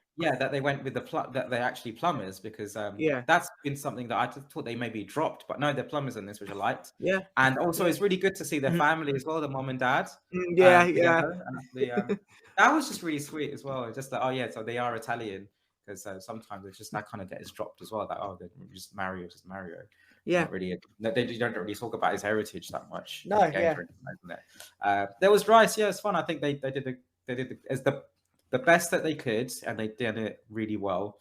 And I'm looking forward to seeing more Mario sequels and more Nintendo movies as well. yeah. They do it to this level, and it's from a company that are not really don't really do good animated movies. Was it Illumination? So they did like the Minions, isn't it? And Yes, they just yeah. they're not best, but They're actually, not. thank God that they put like maybe they had Nintendo breathing down the neck saying you better not screw this one up, because Yeah, they yeah. did what It's yeah. Well, it's also it's I think Universal Pictures are involved as well. So ah yeah, I uh, think they're involved. But yeah, I mean, I'm just looking at the studio now. It is literally Despicable Me and the Lorax. Oh, and Secret Life of Pets. So we're looking yeah, at which was no, I didn't like that one. yeah. So Yeah, Illumination, yeah, the only real good ones are Despicable Me 1 and 2 probably are the two that people will go, yeah, they're yeah, good. yeah, The Sing franchise has just come and gone. yeah. You know, the Life of Pets is like the Secret Life of Pets is just it's a you can view them as good films, but they are meh good films. Like there's nothing going for them on there. So yeah, I yes, definitely that is their biggest achievement. I think is Super Mario Brothers. I Mm. genuinely think that's their Yeah, biggest achievement. I that think it's was, the and it best was film that it they've done. was it 1.3 billion. It's Yeah. huge, right? Oh Yeah, yeah. and good, yeah, and I think it's well deserved, because I think Yeah. after all this hype, and we've been waiting for a Mario movie for years, and then Oh obviously, god. and I Yeah. was a kid when the live action one came out, and Mm. what a massive That was disappointment on that one. that was just before my time, so I watched it retrospectively. It's not as bad as people say. It's not It's as bad now. fine. It's like what, this is like some weird Yeah, experiment, but like yeah, it's like a weird experiment. Yeah, but waiting for a Mario movie, and it's that you get for the first time as a movie. It's like, wait, yeah, what? But yeah, if they continue doing stuff like this, I know animation is definitely the way to go. They could do other Nintendo franchises in this way as well. yeah. Considering saying that, even the Mm. Sonic movie that came out was really good. I really enjoyed that, Sonic 1 and 2. I haven't seen any of the Sonics yet. So I know I should, because I'm meant to be really they're good. good. They're I know very they're meant to good. be really good. Considering, and I know that that's like what Sonic is animated in the real world, but that Yeah, was surprising as how well that is, and there, so that could have been that could have been a whole animated movie as well. But actually, I'm kind of it was fun to have that as a live action hybrid kind of thing. But yeah, even Sonic was like really good, and Sonic the sequel. So we're in a good place with kids animated I think, video yeah. game movies anyway. Saying that, I watched Five Nights at Freddy's. Oh yeah. Is it's just it's okay for what it is. I mean, the fans love it. It's obviously Five Nights at Freddy's, but it's a horror game franchise, isn't it? That kids love. Kids love it. It's like a kids thing. So they made it as a Made a PG film for kids, film, yeah. but it's okay in the sense that actually it does go a little bit more in depth with the plot, and actually the plot is like, oh, actually this plot is actually kind of more adult than for kids, but they've done well on it. Could have done a lot better. I was expecting more, but the fans were like, yeah, they've nailed this one as well, and that was a huge success too. So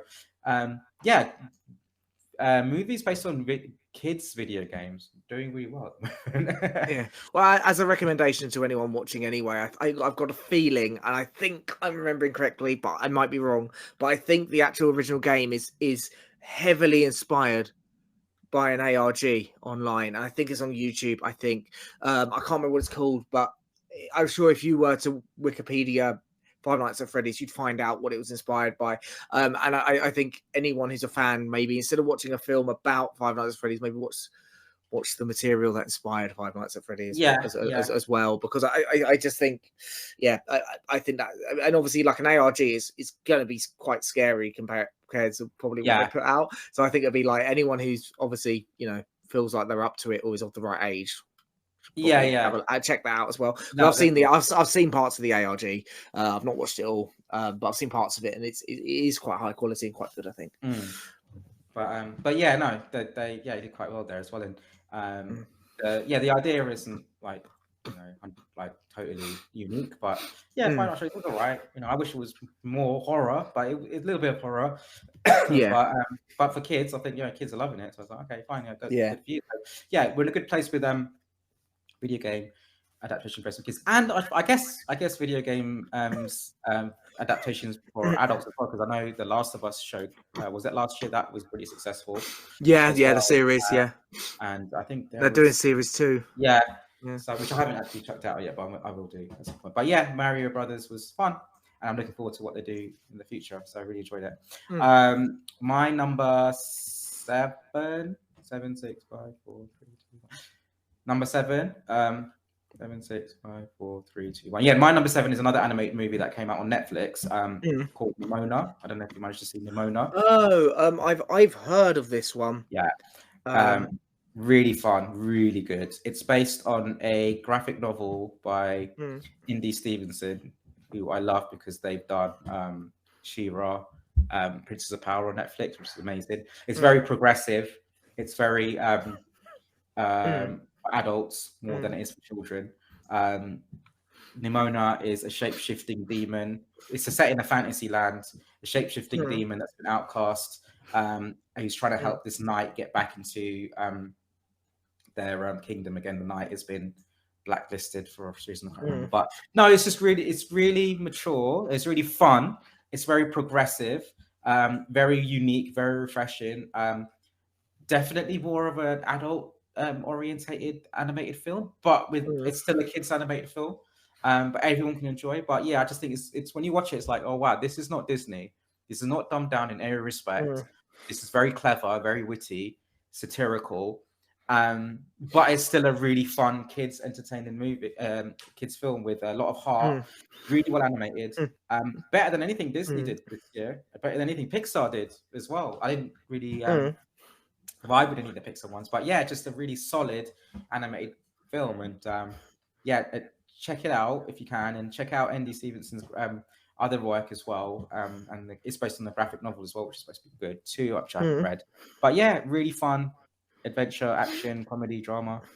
Check out Nimona. I really loved it, and I think it's up for an Academy Award as well.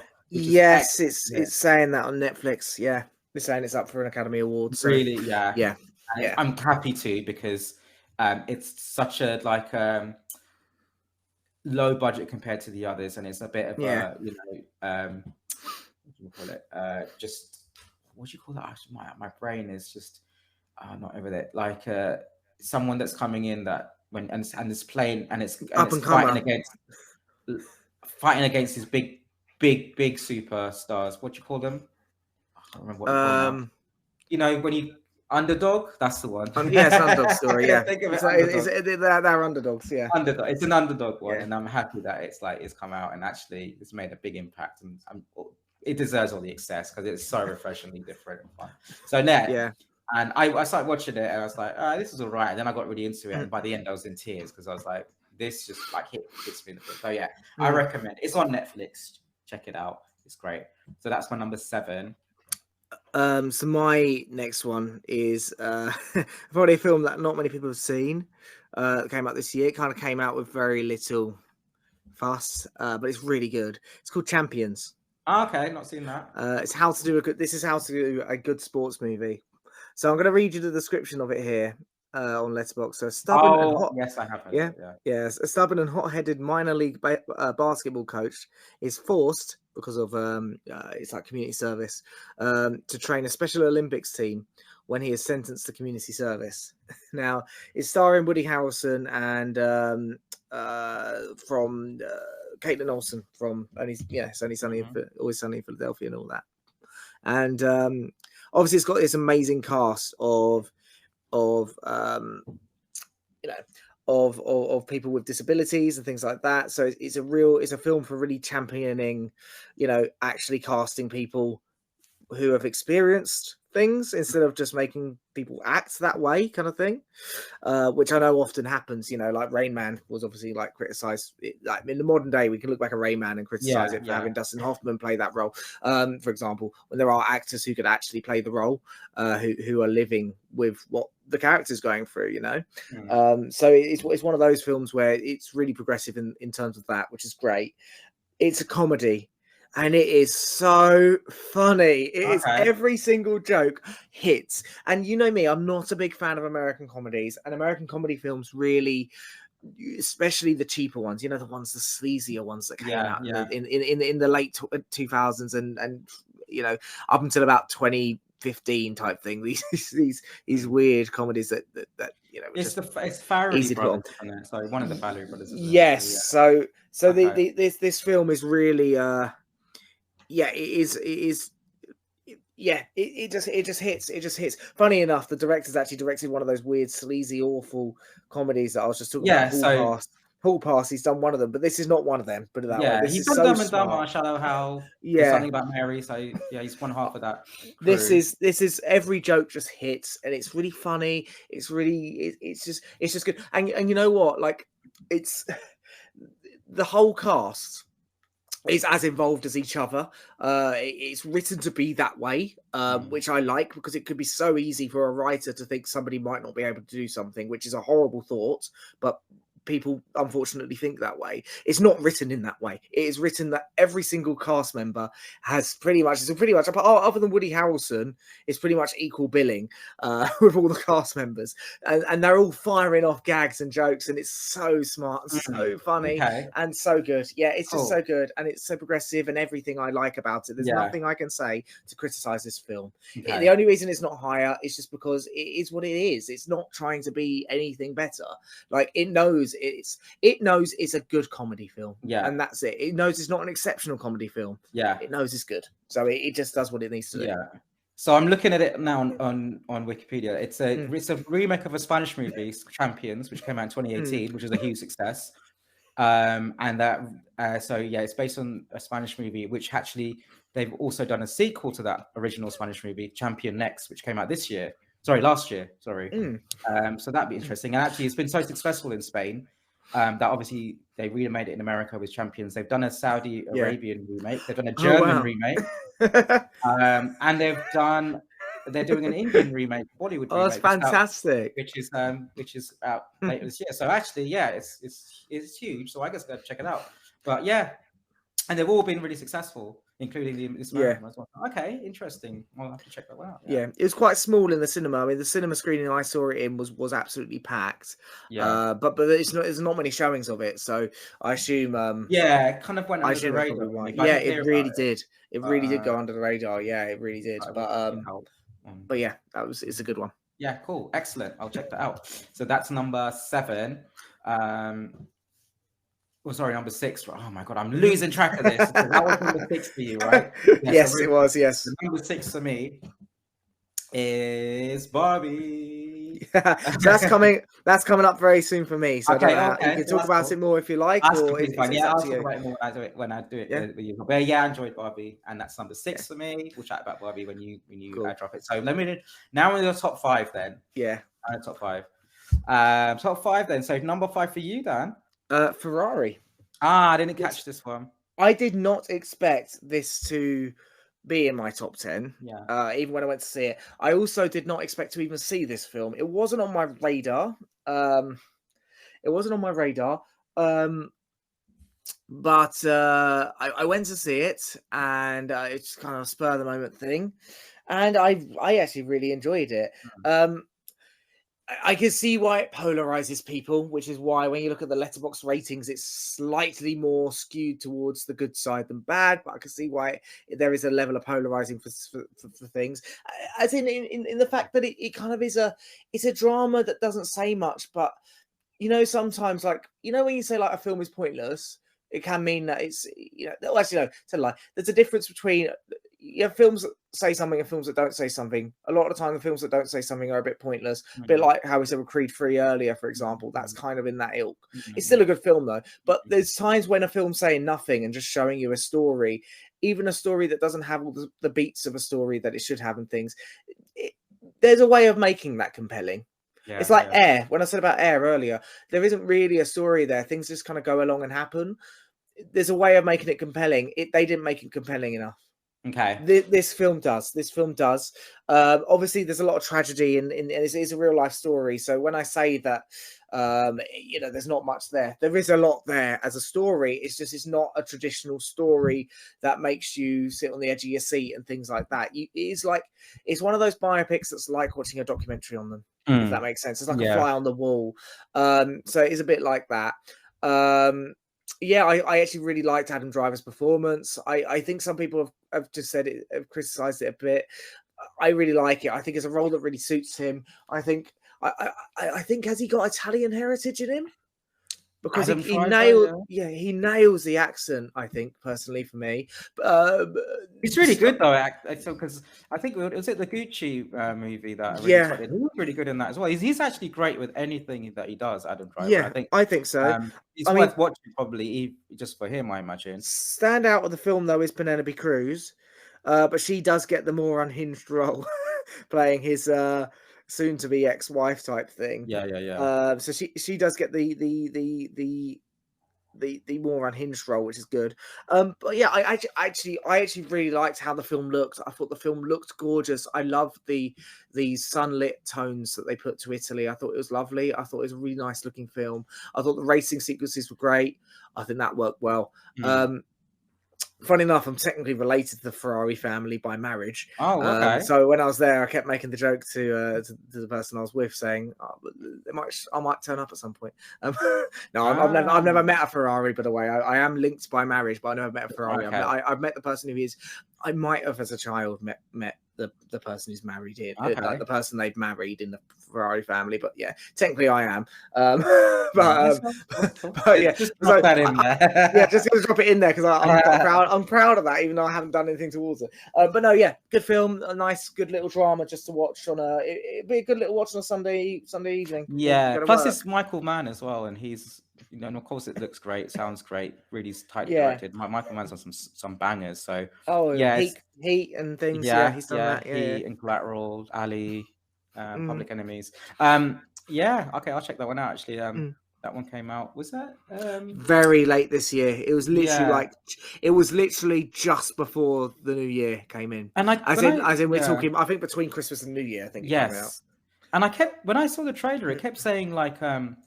Paramount Plus or Sky, and I always thought it was going to be like just coming straight to streaming or something. No, it's definitely cinema, definitely Okay. theatrical. But the trailer was actually the trailer interested me kind of. In some ways, I'm more interested in the trailer than the film because the trailer was it was just pretty much all in silence, as in like Yeah, I barely any remember that one. soundtrack and Yeah, things. So there's no speaking just at the all. sound of So the yeah, cars. Yeah, just I the remember sound of the that. cars. Yeah, Yeah.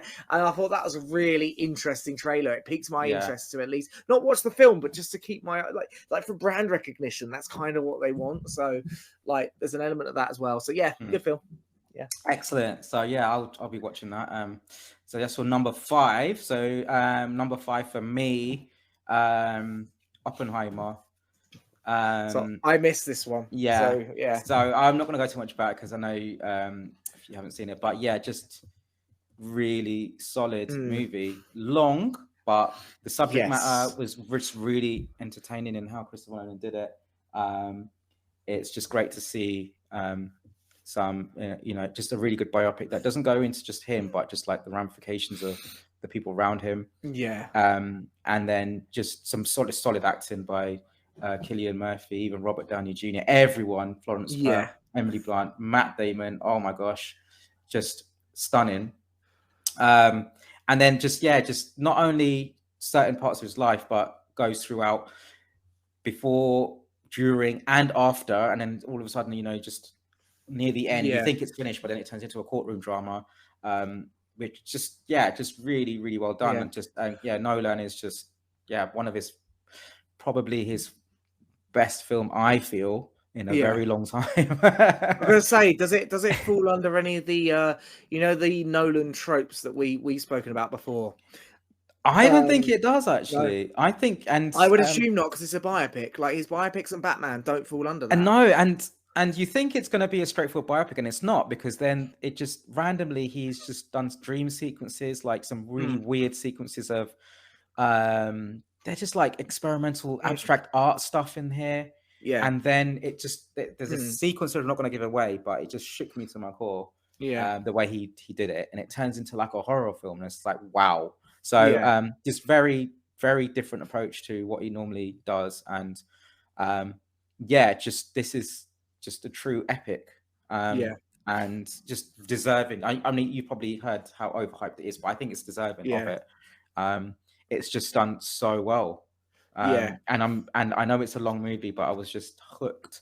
The whole way through. I was just like, this is amazing. History lesson on top. You get a lesson in how to direct a movie really well, acting, cinematography. Even when just the sequence where they're testing the nuclear bomb was just, especially seeing it in the cinema, just wow. So I think this is, and I saw it in IMAX. So this is a one where you literally need to go and watch it in the cinema. It's one of those ones where you can't see it on streaming, you can't see it on a small screen. You need to see this on the big screen. And I'm glad that he's done it like that. If I said any movie that you have to go and see in the cinema, this would be the one. So definitely recommend it. And I did the whole Barbenheimer thing as well. So I watched this back to back with Barbie. Oh wow! And it's a lot of fun. It's 2 very different films, but 2 amazing films. But I think this one, awesome, really awesome. So check it out. Oppenheimer, if you haven't seen it. So that's my number 5. I gave it 5 out of 5, but every movie from now on, my whole top 5 is 5 out of 5 on Netflix. Yes. so mine have been since Creed 3. They've all been 3.5. Okay. Maybe I'm just being really heavily realistic with my ratings, because like if I compare it to previous years, obviously I'm like, these films aren't as good as those previous years, like for me. But it's that's fine. No, these are the ones I enjoyed the most. So number 4 now for you. Okay, so we're now on Saltburn. So we can talk about Saltburn. So I went into this thinking it was going to be a bit of a like Call Me by Your Name type film. Yes, which a little bit of it was. It's very much a mixture of different films. It's mixed of everything. It's a fun film. It is a fun film. I thought every performance was on point. There's not anything that I could say wasn't. Barry Barry, it actually is Kyogen. I found Yeah, out he it's not. runs there. He's Yeah, amazing. He's I know amazing. it's not pronounced I Kyogen as I think people it think was it is. right. It is Kyogen. He said it's a great. I was doing research on interview. I've been watching a lot of interviews with Graham Norton Yeah, to see yeah. how he makes his guests so comfortable. And I've not been watching his show. I've been watching his radio, because actually that's one-on-one, and he has to make the guests comfortable. Just for my podcast and things. Yeah, of course. Yeah. Yeah, it is pronounced Kyogen. I found out he pronounces it Kyogen, and they cleared it up. But he is fantastic on it. The world's most oddly sexy man, I have to say, and I'm happy to say that. I don't mind saying it. He's But got a mysterious he's got aura this about him. weird thing about him Yeah. that just I can see why people are fancying him like mad after watching Saltburn. Like, you can get it, and it's just because he doesn't care. Yeah, and I think that's amazing, because he just you know what, he's so nonchalant wild in life. Yeah, like, that's and what he's he just is. he breaks all the barriers. He doesn't care, and I think that's amazing. Especially so young as well. He's actually got quite a prolific record of he's films old. as well. He's older than you think. He is in his 30s. Oh, he's 31. Okay. Yeah, he he is in his 30s now. So, but then I think back at what he's done. Actually, no, hold on. He's named. I've seen him in quite a lot of things. Actually, a year ago he was playing a 14-year-old.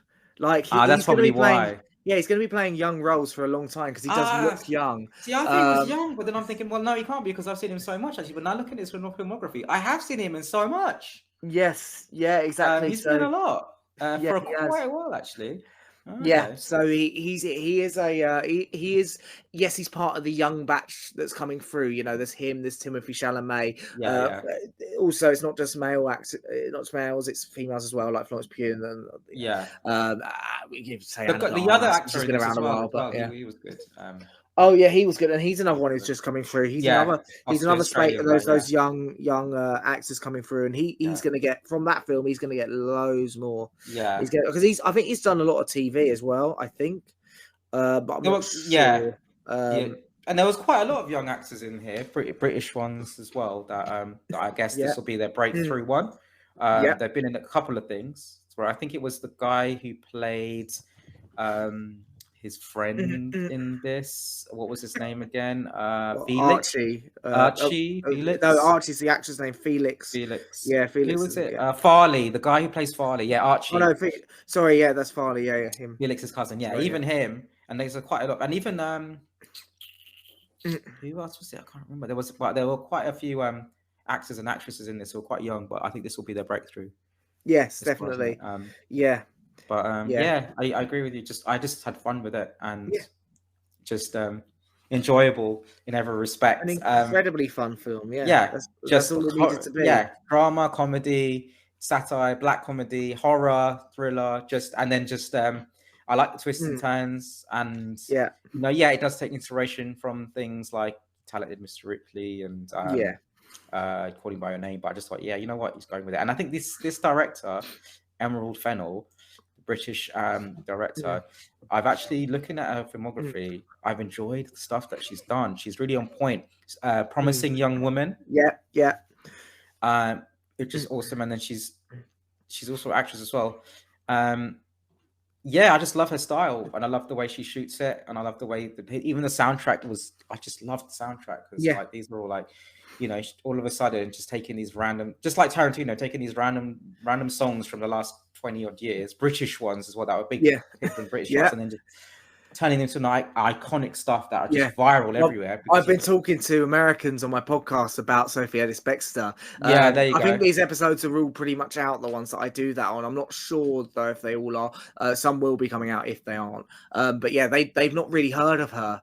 And now they know the song. It's on the radio. I heard it on the radio literally yesterday. I'm thinking this is just because of Saltburn, right? Thing is, she's just finished a tour as well. Or she did a tour midway through last year anyway, and now she's having another massive resurgence. So I mean, she still does well. Like I know people who follow her on tour, and they go to every show around the UK. That's the thing, they follow Sophie Ellis-Bextor on tour every year, and that's sort of that trip around the UK they do every year. So I know people who are really into her. Like, she's big, but for the Americans. They've now Yeah, discovered this new artist. yeah, and they've just discovered loads of songs that were really big hits in Yeah, England, like Princess Superstar is another one, and all these yeah, little like dance yeah, tracks that just came out randomly, yeah, in the last 10, 15 years, 20 years, and then all of a sudden they've just gone big again. I was like, yeah, this is yeah. Tarantino, this is what she does, and this is great because there's some really odd songs that you're like, oh, I remember that song, but then all of a sudden big bangers now again. So yeah, just fun. And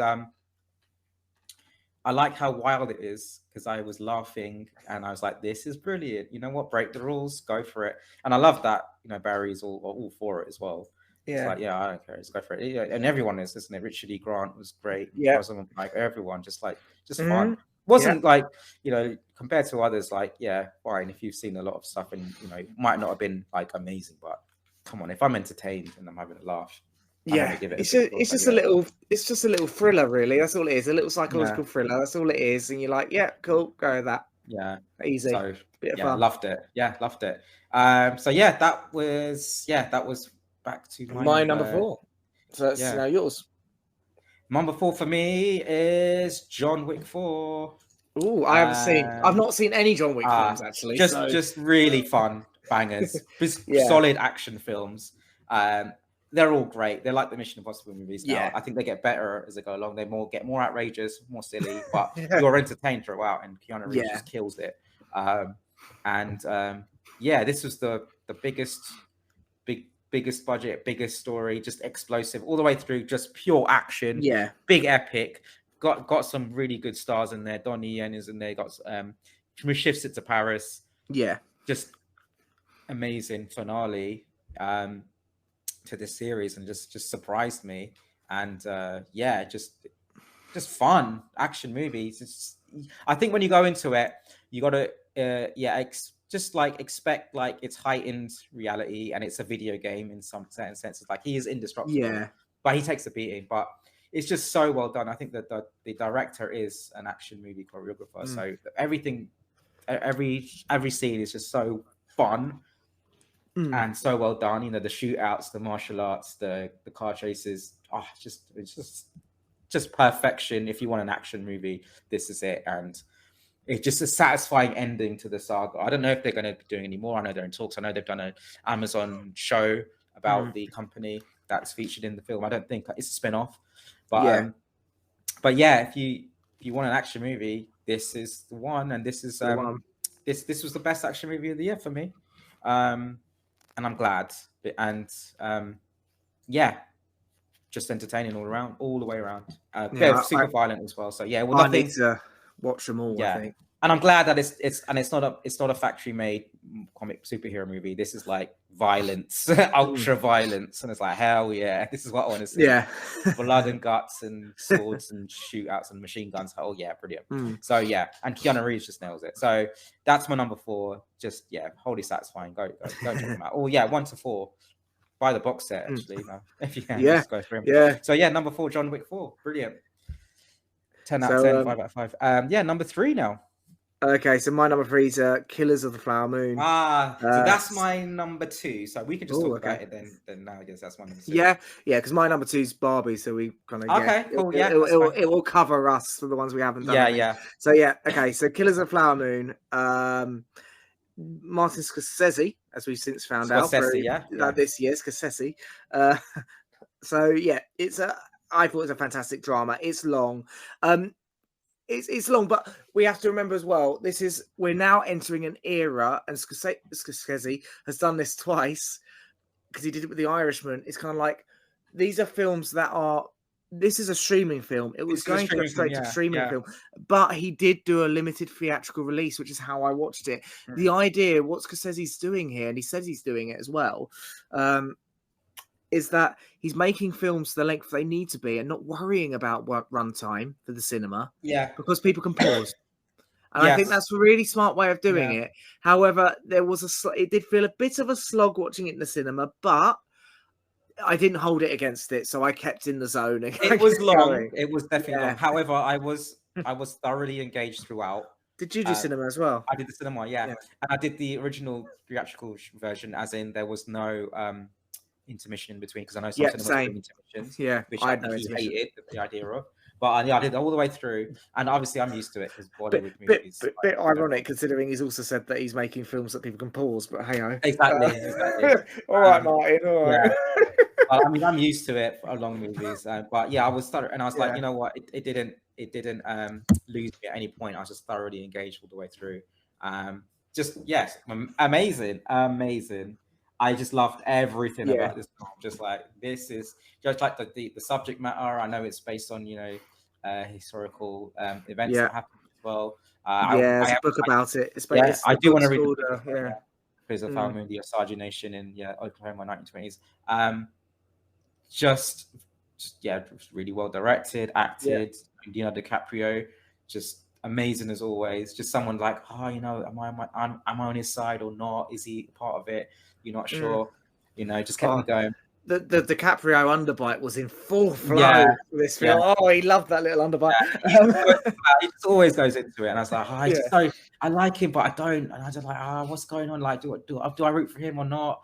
And then there's just the revelations through, and even Robert De Niro was excellent. Everyone, and obviously Lily Gladstone. Holy moly, just like incredible. I think she's got the Oscar in the bag for that one, easy. Yeah.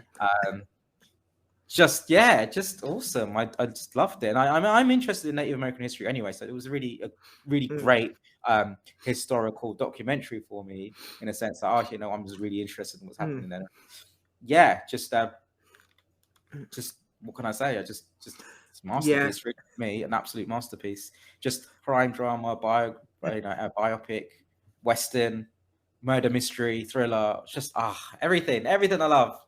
Yes, and he's and also there's a lot of indie country singers in there as well. Which is just nice. And the music, oh my gosh, the music was incredible. I know. I love that. It's just, there's just like there's a motif that just keeps like, I think it was a dun dun dun dun dun. Just I loved it. The soundtrack was great.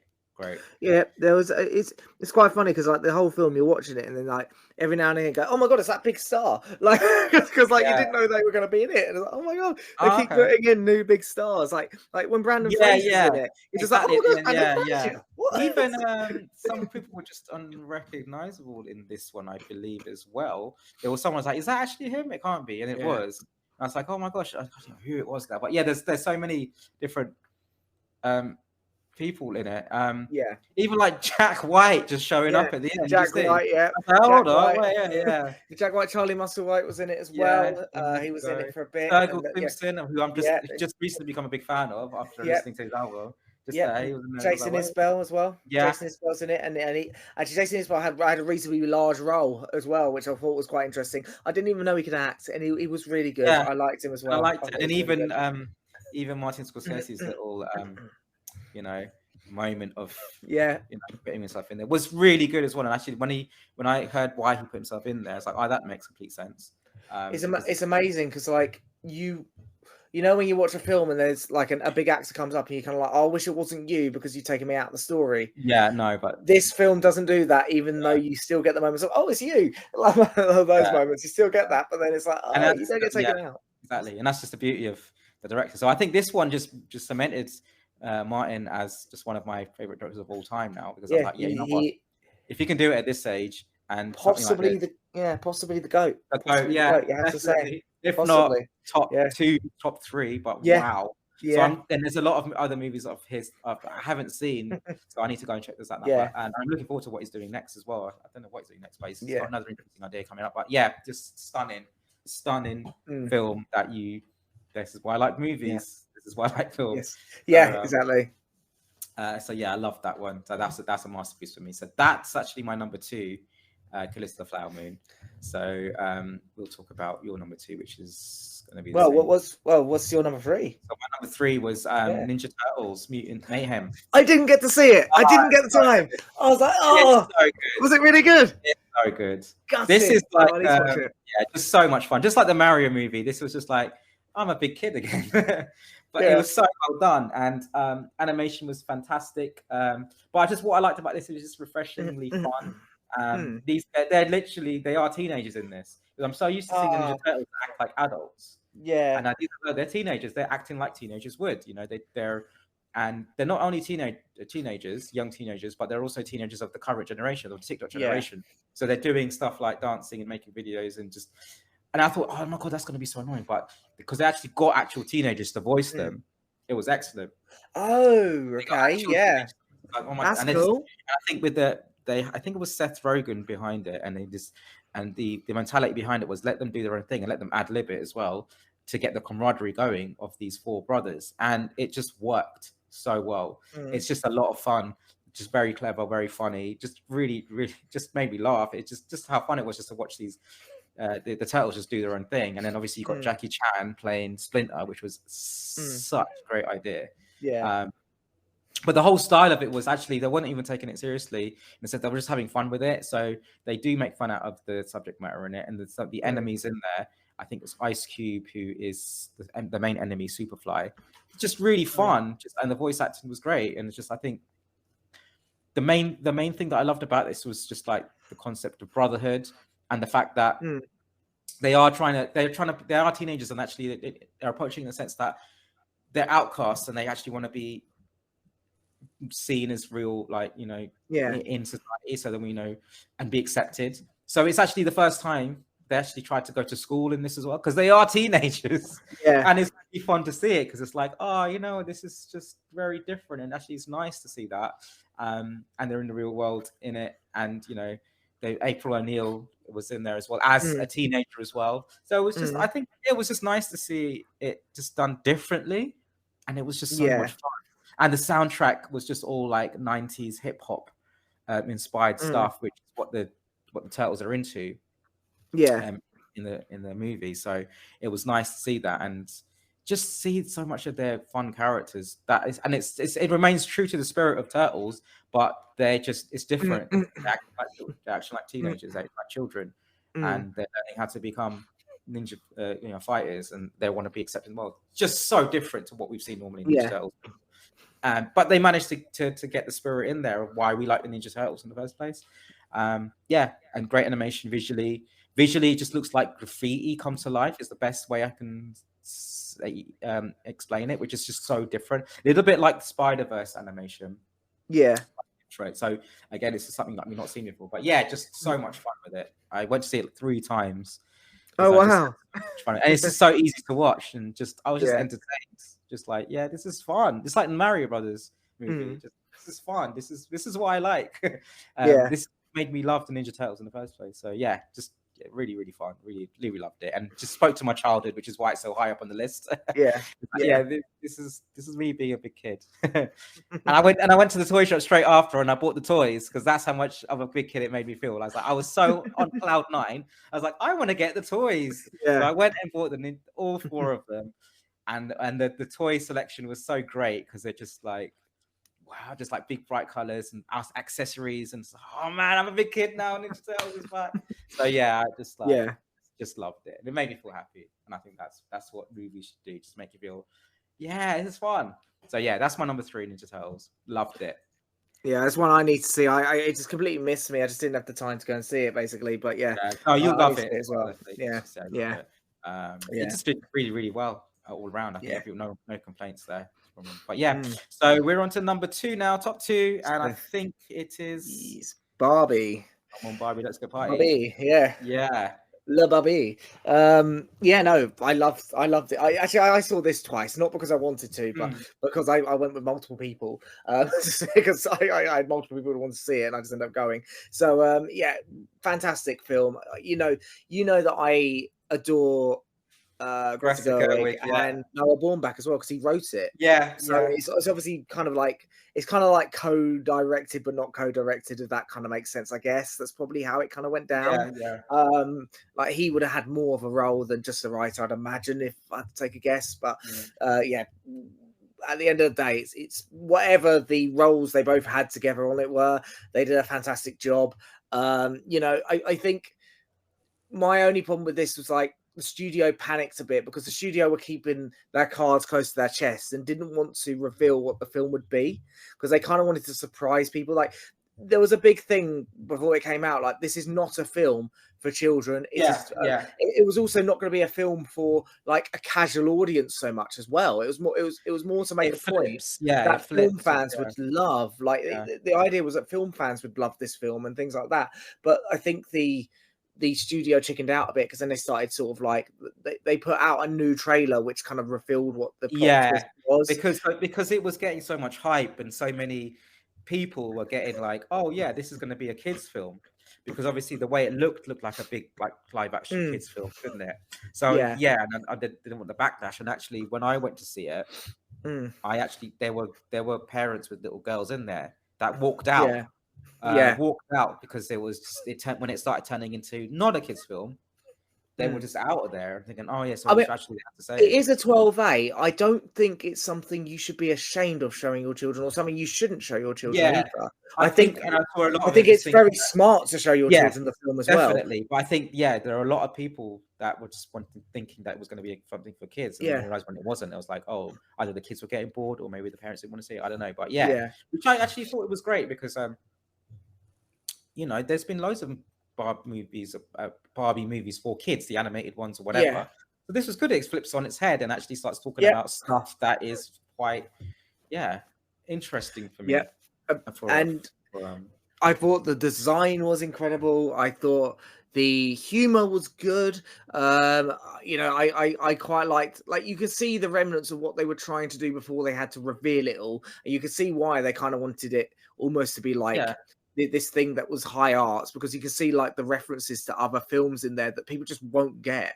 Like the casual audience would. I'm not being funny. A room full of people wearing pink are not getting the Space Odyssey, Odyssey. They're not getting it. They won't see that. So there is something in some ways, instead of being a film made, which I think the original intention was a film to be made for people who would actually understand the whole thing, rather than a casual audience. Because let's be honest, Gerwig and Bornback do not do casual audiences. It's just not what they do. So instead of being that film, I think it ended up becoming a film that was for a casual audience with things for the non-casual audience because of the other way round. Because it's such a big name brand, and I'm actually surprised that Mattel allowed them to do that. So I think Mattel came across really well. I think they actually came across really well. And it's good because to manage to make it a bit of everything, a bit of a kids film, a bit of a satire, a bit of a feminist subtext, essay, a bit of a lot of that. And actually, you know what, if you can get away with doing that, why not? Because when are you ever going to get a chance to do something like this again? Now you might argue that gets a bit heavy with the subtext and the message, which is I can agree with as well. And then I'm thinking but then I'm not the audience for that. And the people that loved it, which I saw it with in when it came on the day it came out, and it was a sea of pink, because it was just 80% women, and they were clapping and cheering at a lot of the things that they were talking about. And I'm like, okay, so this is cool, and I appreciate it, but I guess they can appreciate a lot more than I am. Ultimately, me and you are not people who need to be taught a lesson in that kind of thing. There are men out there who do need to be taught a lesson. Exactly. The film's for them as well. Exactly. I mean, unfortunately, those type of men will not take it on, and they'll be angered by it. And which a lot of them did. But I thought, you know what, fine, you can mention that, and I appreciate that as well. But I'm not sure how much I appreciate it, to be honest, as well. I don't have a problem with it, but it's like, because I don't I'm just like, I'll ignore you because I don't agree with you type people. Yeah, exactly. I was like, I can let it slide because I was like, you know what, well, I'm fine. You want to say that, that's cool. You have a right to say it, but just also know there's consequences to what you're saying as well. Yeah, and I think there was. But I think overall, though, they got drowned out because it was such exactly. And I think that's the importance of the film there. That's a film with social importance, I think, and the fact it was a massive cultural event, let alone the fact of what the film's about, and it just is also of social importance. And I think that's what's really good. And people went to it again and again and again, and it became so huge and viral, and Oscar nominated now as well. Yes, and rightly so. I also want to mention Ryan Gosling as well, because he was so good. Yeah, so good. It turned into maybe got a little bit way much more screen time than actually, and actually I think he became way more popular than Barbie herself. Yes, especially with the song as well. Yeah, the Ken, the I'm just I'm Ken just song, Ken, everything about Ryan Gosling. Yeah, everyone I know says you need to go just to watch Ryan Gosling because of how good he is in it. And it's just, I mean, the best line of the whole film is "I can't even beach here." That is the best line of the whole film. I can't even beach here. It just works everywhere. Yeah. So I loved that he just came up with so many things. But but no, it's just a bit of everything done well. Bit overdone, bit overcooked in some parts, but you know what? Everything else is done really, really well. Fun, entertaining, different, unique. Songs, dancing. You know, reminded me of like a Bollywood movie in the second as well because it turns into a musical. And I love that. Let's also praise the fact that this was also written by a man. Wow. Well. And I don't mean that in like, you know, men. What I mean that in like, that is someone who is really like, we have to say it's more like praising Baumbach rather than the fact that he is a man. Like, it's like considering like he's not lived through a lot of the subjects there, the empathy he has to have to write that. And I know Greta would have been involved. I know that, but the fact, the empathy he has to obviously understand those issues in the way he does, that's incredible. And I think we have to praise that. And it's also bold as well for him to go out and do that, because like, think of he's not come under any criticism. Like, if he got it wrong, he is shot down and possibly losing his career there. Like, if he got it wrong, even if his heart's in the right place, the modern era, if he gets it wrong, he could lose a career. So that was really brave and really smart, and we need to applaud brave and smart writing like that, because and they're such a good dream team as well, both of them. So I think that worked in their favor as well. And she's just had bangers after bangers after bangers. I know. So I think, they so I think the world just collided and works at that point in time with this film. And and this is the thing, it's like, it's a film about defying expectations is what it is, even down to the way it was written and produced. Like the fact that, you know, the fact that Greta didn't write it and let her husband do it is defying expectations. You would expect her to write and direct that type of film. You just would, because, you know, she's experienced this stuff. I assume that, and I assume that's why she wants to make the film. Like, so come on, like, this is good. This is what you want. This is everything coming together and working together, which is it's just the point of it. And they are together in real life, aren't they? So I think they're husband and wife. There you go. So it's a world in where if people, that's why I say, like, I'm not sure how much I can just be like, you know, when people don't. When there's a certain selection of men in the world who will get angered by the film, it's like, I'm just like, actually, you know. But, you know, it had to be said though. You know, it's like, you're not wrong in what you're saying, you know, and you have to say it. And I know it, you know, it's kind of angry, but you know what? This is an issue, so you say it and make fun out of it at the same time as well. Because part of me is just part of me is just like. Part of me is just like, with those type of men, I'm just like, I just ignore you. Because it does make fun out of it. I can't do. It does make fun out of it. There's a whole subplot with it. A lot of the people were like, "Oh, you didn't really have to go to that extent." But actually, you know what? They crammed everything they could in and got away with it. And it's a short film as well. It's short and easy, so you can watch. Like, it's the kind of thing that you can just put on at like a sleepover and things like that. So it works for everything. Like for teenage girls putting it on at a sleepover when it's on Netflix, which I think it probably will end up on Netflix or something. So, like, you know, it's it's great. It works, and it doesn't need a sequel or anything. I think it's just what it is. That's great. That's it. Leave it at that. It's standalone. If they did a sequel, you know, it's like, you've already made a point and actually, you know, told your message really well. What else are you going to add to that? They will have to try and add something to it, and it's just gonna. That's when it's gonna start coming under criticism. It will come under criticism, even if the heart's in the right place. It will come under criticism for it. And it might be justified criticism more, because it's like, you're now just nitpicking things that don't. You know, one step at a time here. Let the film breathe a bit and actually get the message out there. You know, totally. And it's just for the first time, they knocked it out of the park. And it's not perfect, but you know what they've done is, you have to commend it. You have to commend it. Honestly.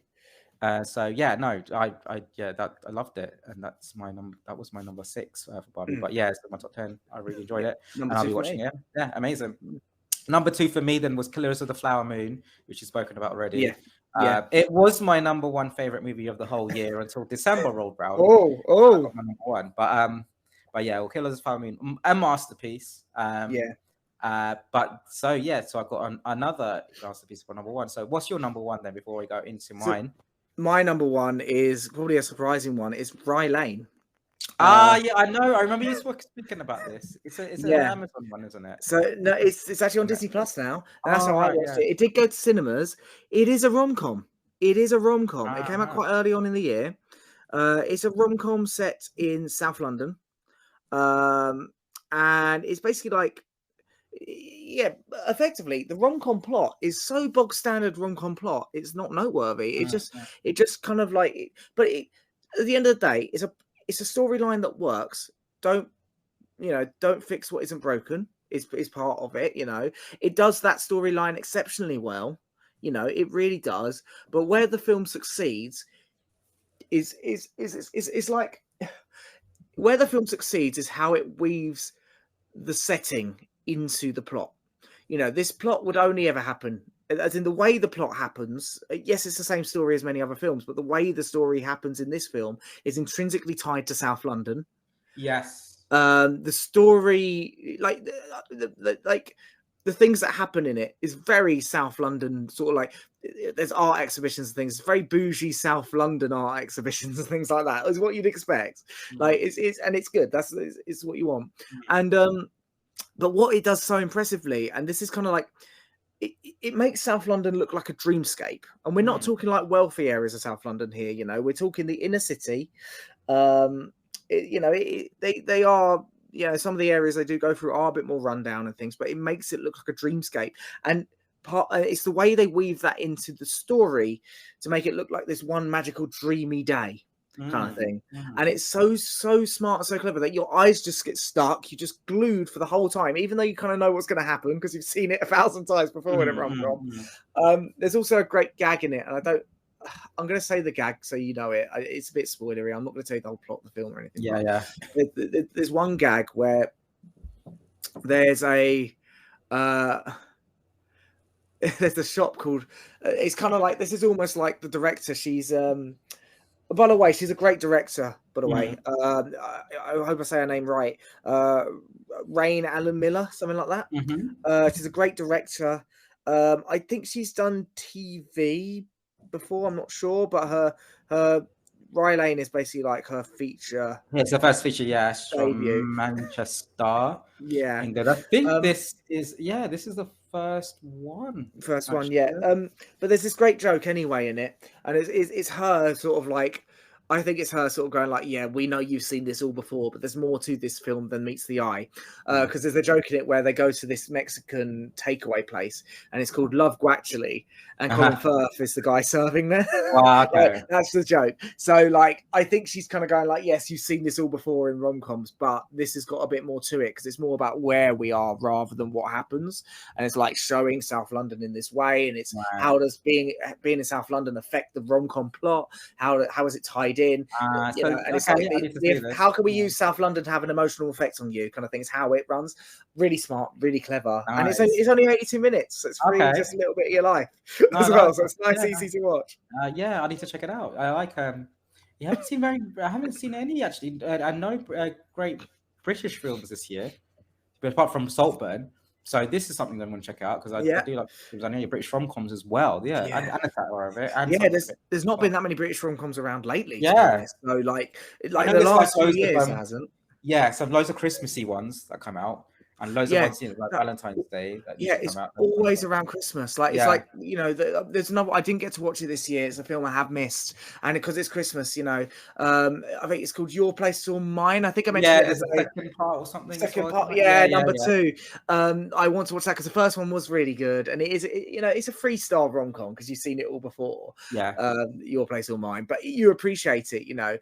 This one's a little bit more than that. So that's why this has come top of my list this year. It's just, it's fantastic. I can't speak highly. No, I mean, it is although it's not 5-star, and that's because also it comes down to personal preference and what you enjoy the most and things like that. Yeah. It is a flawless film. There is nothing you can criticize it for other than a bit of a generic plot. But as I say, there's a bit more to it than the plot meets the eye in the plot. So it is pretty much a flawless film. Cool. I need to check it. Yeah, I want to see it. And it's something Yeah. that's on my list actually. You mentioned it. I remember when you said you've seen Rye Lane. I was like, I haven't checked that one out yet.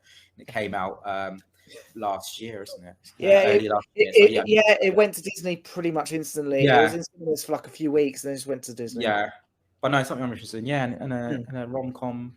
Yeah, set in South London, in Peckham. Yeah, that Yeah. sounds interesting to me. Awesome. I'll check that one out. Rye Lane. Okay, cool. So that's your number one.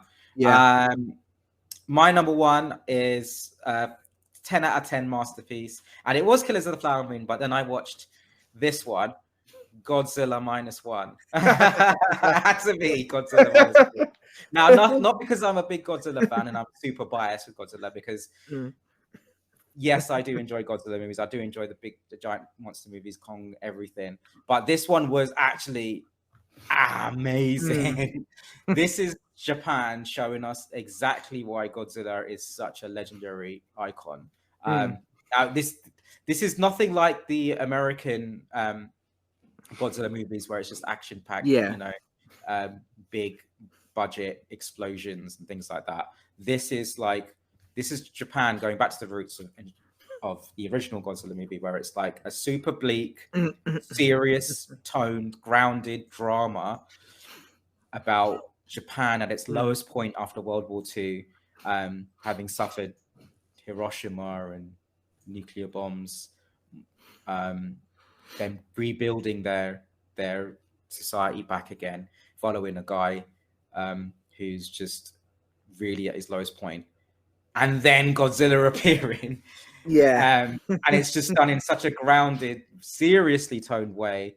And Godzilla is just a huge natural disaster in Japan at its lowest point, and now you've got a giant monster coming in. That's how they deal with it, how the central character deals with it, how society deals with it, and how the survivors and how Japan has to literally band together to try and to figure out what to do and how to overcome this menace. And it's just done so well. I think and it is as silly as Godzilla is, and since Godzilla is such a diverse genre and series, you get absolute silliness where Godzilla's dancing around, flying in the air, and then you get some really super seriously grounded stuff. This is the super grounded stuff, and I think it's a nice change from what we've seen with what America's been doing currently with the MonsterVerse, with Godzilla versus Kong and all that kind of stuff. It's very different to what Godzilla has been doing in the 90s. This is just going back to the roots, where it's just this really bleak drama. It's like Oppenheimer in a sense, with Godzilla in it, and what's going to happen. Just so well done. Serious acting is amazing, emotionally heartfelt, and when Godzilla appears, you actually are terrified because it's a literal natural disaster, horrific creature. You care for the humans in this one. Godzilla is an evil entity. It's just the visuals, and this was done on a 10 to 15 million budget, but the visuals in this, especially when Godzilla is attacking, are some of the most amazing visual effects I've seen in a long time. Better than anything that Hollywood has done this year, I feel. And it's rightly up for best visual effects at the Oscars, and I think it deserves it, because what they do when Godzilla is attacking it looks so real. It feels like a giant monster is. You get to feel every sound. You get to see all the details of like cars crumbling, buildings crashing. The sound is amazing when Godzilla roars. Like this is one to see in the cinema. I saw it in IMAX, and it's just deafening, terrifying, and you care like, oh my gosh, I'm caring for these people. I want them to survive. Your heart is just there, and then you get some terrific action scenes as some of the characters in there try to band together to defeat it. Some really positive messages about human spirit, surviving. Just a stunning film, and I think everyone needs to see this one, regardless of being a Godzilla fan or not. You need to see this because it just shows the power of why Godzilla is so legendary, and why the genre of giant monster movies, when they're done well, this is what you can achieve. And it's just amazing. And just as a Godzilla fan since I've been a kid, and I've seen every single Godzilla movies, and all the Japanese ones. There's about 38 of them, I believe. This is probably one of the top 3 best ever. Oh wow, really that big? three best ever. Just right up there with the original 1954 one, where it just shows it's just a bleak drama of human survival and human spirit, and this is what it is. And it's just a mature, grounded movie just for adults. Showing just pure devastation and horror of a natural disaster, which is a giant monster. Just done it in the most serious way. They've done it. Yes, it's a giant monster, but they've done it in the most realistic, grounded way possible, and it's just amazing. And actually, it needs to be seen. And I'm so glad it's been so successful because it's Oscar nominated now. It's made like $100 million worldwide just on a 10 to 15 million budget. Yeah. I think they extended the theatrical run because it was being so popular. Oh wow. Just deserving of all the success, and I think everyone needs to see it. So don't worry if it's Godzilla. Don't let that put you off. Just go and see it as a film. And I'd see it about 4 times, and each time it was packed cinema in subtitles. And a film like that, a subtitle movie, a foreign film like that, to be that packed, it's just really nice to see. Just a masterpiece, and it just made me love Godzilla even more than I already do. But no bias in this one though. No bias. Yes, I love Godzilla. It's a quality film. I guess the fact that it's Japanese as well just they know what to do with the franchise much better than the American ones. And I love what the Godzilla versus Kong and all that stuff. I love all that stuff because it's just silly fun. You can have a laugh with it. But this is like, wow, okay, someone's really thought serious about this. Not to negate anything else. Like all the other Godzilla movies are great. Some of them are really bad. They're like the James Bond franchise. In fact, I think it's the longest running series next to James Bond. It's just going on since the 1950s. It'll be longer than James Bond then, because well, it depends where you start Bond. Bond is hard to say where you start it because it depends. Because you have all different sorts of things. You have shows, and they go everywhere, just like Godzilla. And I think just like Bond, you get some really bad ones, you get some really entertaining ones, you get some solid, serious ones. I think Godzilla minus one is probably be something like Casino Royale, just super grounded, super different, and just solid in everything that's trying to achieve. So just check it out. And if you can still see it in the cinema, see it in there. But I really recommend it. And for me, an absolute masterpiece. Not perfect, obviously. No movie is perfect. There are some things I was like, but you know what they did, wow, I was just blown away by it. And as a Godzilla fan, I'm just shocked that they've still got life in the old girl yet. Yes, exactly. Wow, you can still do amazing things with it. So just cool. So that's my number one, 2023, Godzilla minus one. Didn't think it would be. Just thought it's going to be another Godzilla movie that come out. Wow, blew me away. Was that good? Edged out Killers of the Flower Moon, even on top of Oppenheimer, and a year for really good, serious cinema. Godzilla is up there with Killers of the Flower Moon, Oppenheimer, Barbie, and the other ones that I missed this year as well. But definitely check out. That's my number one, Godzilla minus one. And yours is Rye Lane. Excellent. What a great list of films. Yeah. Really good list. I'll say, a good list in a weak year though. But and a week in a very weak year, but it managed to sort themselves out with some bangers. But overall, generally speaking, weak. There's some films in there which I didn't even think would be, in a top 10. I was expecting the big blockbusters, the other stuff, but it was horror, it was animation, and then random movies. Oppenheimer, I thought I'd enjoy like Nolan. Didn't think I'd love it that much. Killers of the Flower Moon, I thought that would be a nice Sunday watch. Ended up being something that I absolutely, thought was one of the greatest films I've ever seen. So same with Godzilla as well. Well, okay, I could be watching that. And what actually Oscar nominated now? So good films, but overall, I think there's been better years with better films. But for what they gave us, some solid ones. So I'm happy with that. Yeah, definitely.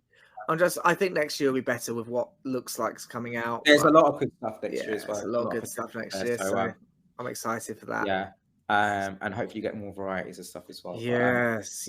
We've got June Part 2 is the big one. Yeah, got June. I actually can't remember what else is coming. And there's a new Nosferatu coming out. Yes, that's the David Eggers. That's basically Dracula, but I'm hoping that's going to be. I hope it's. Is it David? Is it Ari Aster or David Eggers? I'm not sure. I don't know. I haven't seen who directs it. But there's a lot of good stuff next year that I'm looking forward to. I've already made my list of ones to go to, ones that I want to go to, ones I can miss, and ones that I'm kind of like here and there for. So yeah, I'm ready. I'm ready. Yeah, I'm just gonna have a look and see what's coming up. So you got Joker Part 2, which I'm obviously Oh very much yeah, looking forward I'm looking to. forward to that because of the musical aspect. Yes, Because I'm not the biggest I'm not the biggest, but I'm not the fan of biggest. Joker. I What's love that? Joker, Yeah, and I thought, but I thought I think I he's one thought of the ones that didn't need a I thought sequel it's to. okay. Joker's okay. I like the film enough, but I'm not like the biggest. I don't think it's like the best thing ever. You No, know. yeah, I thought I loved it, but I thought actually, you know what, it's a one shot deal. You can leave it. It doesn't even need a sequel, to be honest. So But my do a ones that sequel. I'm like my yes definitely films with dates and then some without dates because they haven't announced all of them. I've got June Part 2, Yeah, June Part Ghostbusters, 2. and Roadhouse all in the same month. Yeah, you got the Roadhouse remake as well, haven't Yeah, you? What? Furiosa, Planet of the Yeah, Apes. Planet That's of in the the Apes. same month. Twisters, I want to see. Yeah, I think the trailer Uh, just dropped today. Actually, we're what is recording it? this on Sunday. Ah, that's good. So yeah, I think a new trailer's come out then. Um, Joker, Gladiator 2, and Gladiator Nosferatu. 2. The only other ones are Knives Out 3, and obviously that's going to be straight away watched, but that'll be on Netflix. There's a Hobbs and Shaw sequel that I'm going to watch just because I feel like I should. Yeah, Baby Driver 2, yes please. Lego Batman Movie 2, yes please. There's Three Men and a Baby remake. I think that's going to be a cheap Disney Plus, straight to Disney Plus remake, a bit like when they do things like Home Alone, the newest Home Alone film and things. They're just cheap budget. It'll go yeah, yeah, yeah. straight to Disney Plus, I think.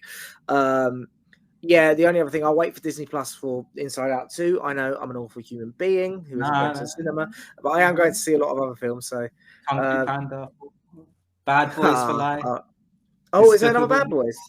Bad Boys for Life, yeah. Wicked, the Oh, movie version of Wicked. yeah, I don't know if I'm going to go watch that one. I've got it down on the list, but it's the one that Yeah. I'm like, nah, I don't need Yeah, it in my same. life. Beetlejuice 2 is not gonna be. It's Tim Burton, and he's just done rubbish stuff.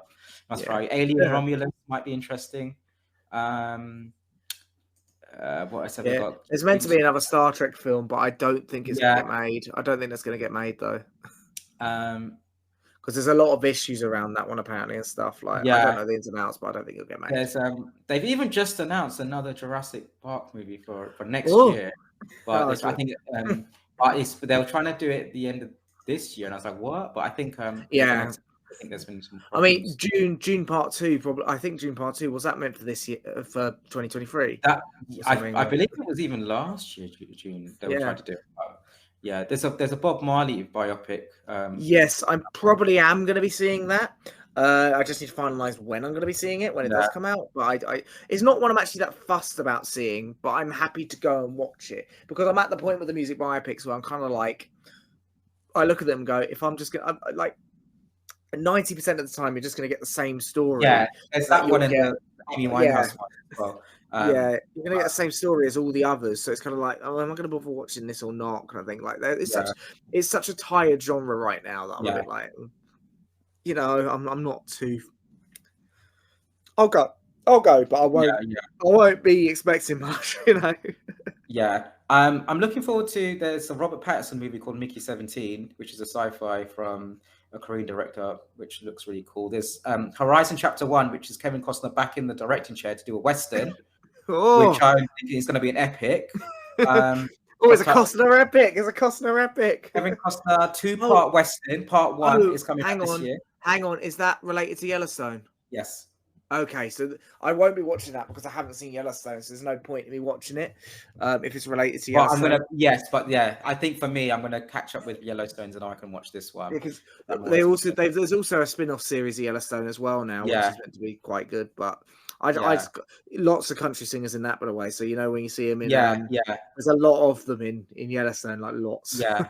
So so I'm interested in it because I'm always interested in what he's doing, and I'm westerns as well could be good. Beverly Hills Cop 4, 5. No, don't care. Is it 4? Beverly Hills Cop Axel F. Nope. Oh yeah, that's I'm not even sure I don't even know where that is in production. You know, because I've not heard much at all. I don't know. Is Eddie Murphy even involved? He's in it. Yeah, he's in it. He is in it. Yeah, so he's going to be playing Axel then. Yeah, it's called Axel F. Subtitled Axel F. So he's in it. It's just carrying on, you know, with It'll him. be it'll be the next. It's like when they did number 3, it was like Axel was older and a bit more. He He just, was he looks he was alright more actually. But I don't know. jaded. The He image was I'm more, seeing right now, he looks a oh, little bit of de-aging going on. I think looks like. Eddie Murphy looks great anyway. Yeah, He already looks great. They might de-age. They might do some de-aging for some flashbacks, but I yeah. imagine it's going to be a bit like number 3, where it was like 10 or like it was like quite a few years on. He was older. He was more jaded. There's a bit more like the world had got to him a bit and things, and it's less of a comedy really. I got a feeling this one will be more of a comedy, but it'll be the years on thing again, and they're not going to make the same mistake that did number 3 by making it not as funny. Yeah, I reckon they'll still put in a load of gags and things. exactly. But at least yeah, Coming to America 2 wasn't a good film, but it wasn't funny. no, It had funny moments, but it tried to be funny. It tried. yeah. But So, yeah, a lot of sequels next year. So that one, especially with the Marvel and superhero, Deadpool and Wolverine is another one. But I think I'm just looking at a Lord of the Rings movie coming out this year even. yeah. It's actually based from the Peter Jackson trilogy. What? That's new to me. But anyway, the number one movie I'm looking forward to is Godzilla X Kong. I know I'm gonna have a good time. Always would be. Yeah, my number one. I'm looking forward to June. And June, yeah. The thing with June, like I look at the trailer and like in the first film, I could see the story beats in the trailer from the from the David Lynch one. I could get it. This new one, like I can't see some of the story beats. So it's going to be, I guess, because it is going to be another like 3-hour long film. Yeah, I guess you're going to get a lot more of the stuff that's in the book that Lynch had to skip. Yeah, I've seen like the a TV series of Dune. So but that was like a while back. So I kind of know where the story's headed, and I think the David Lynch one kind of like covered just a little bit of this top part of the story. Part. Yeah. It basically went from where we are now to the end, pretty much almost. Yeah. It wasn't that much. Yeah.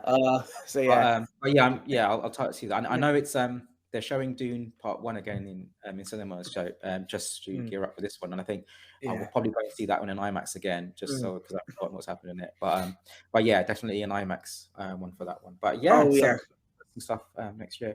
Sorry, this year. I keep thinking now. Yeah. This year, yeah.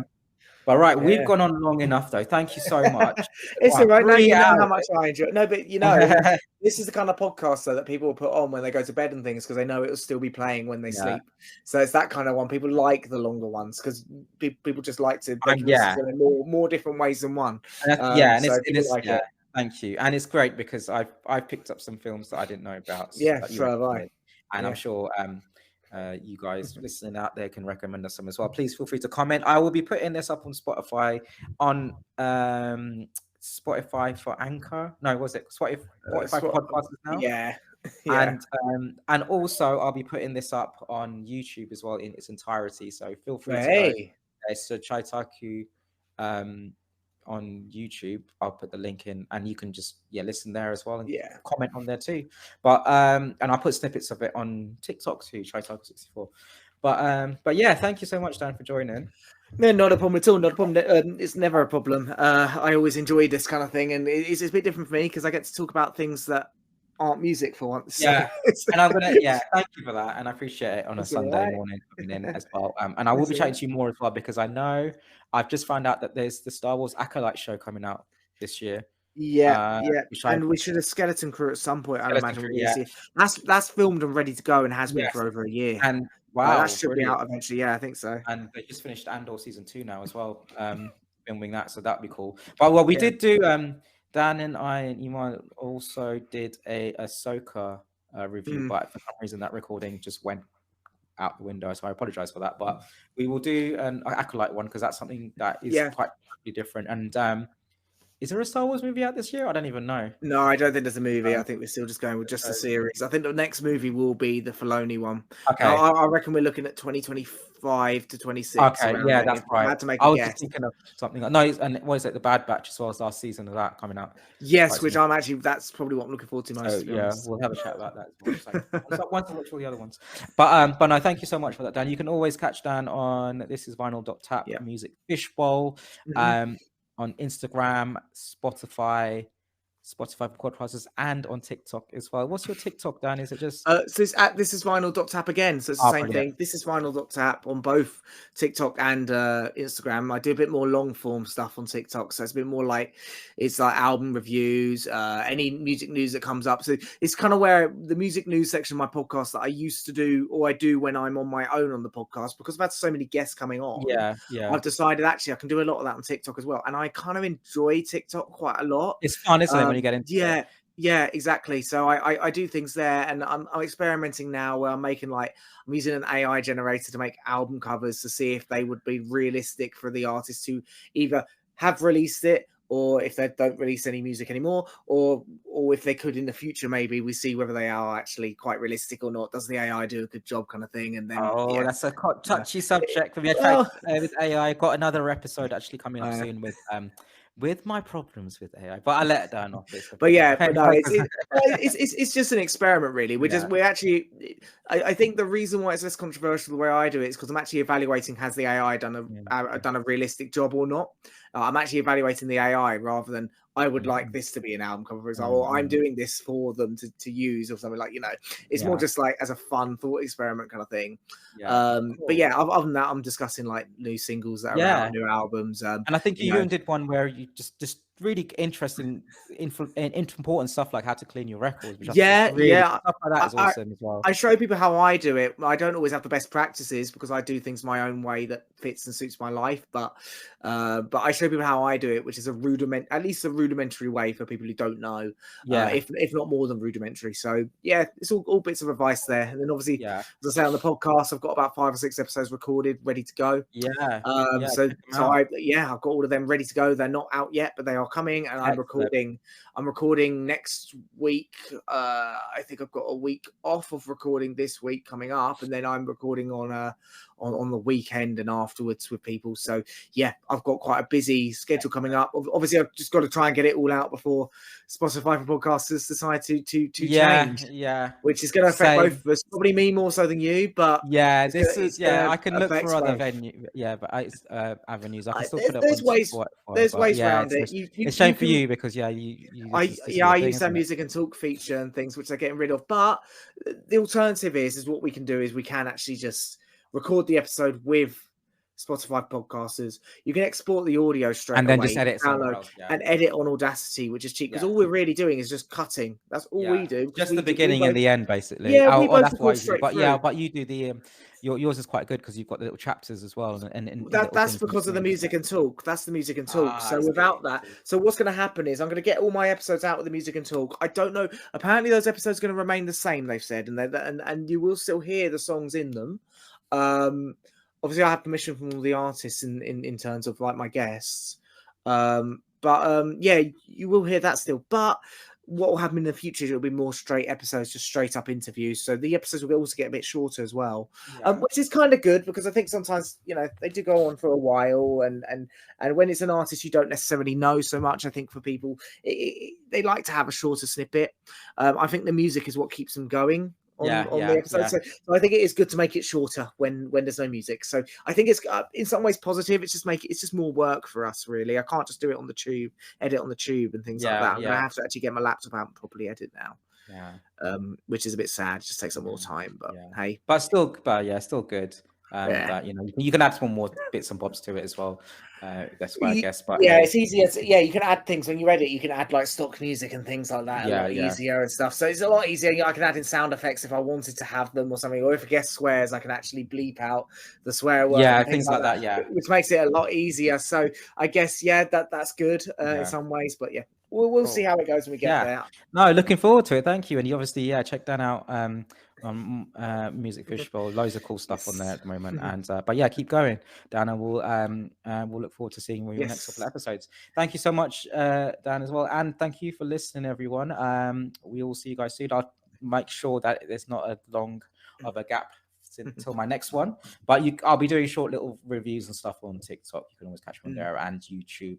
I'll try to. In fact, the next couple of recordings I want to try and do is video recordings if I can get that going, because then I can just put them on YouTube. So hey, we'll see what happens. But thank you so much for listening, everyone. Hope you enjoyed listening. Let us know what your main favorite movies were of last year, what you're looking forward to, what did you like, what did you not like.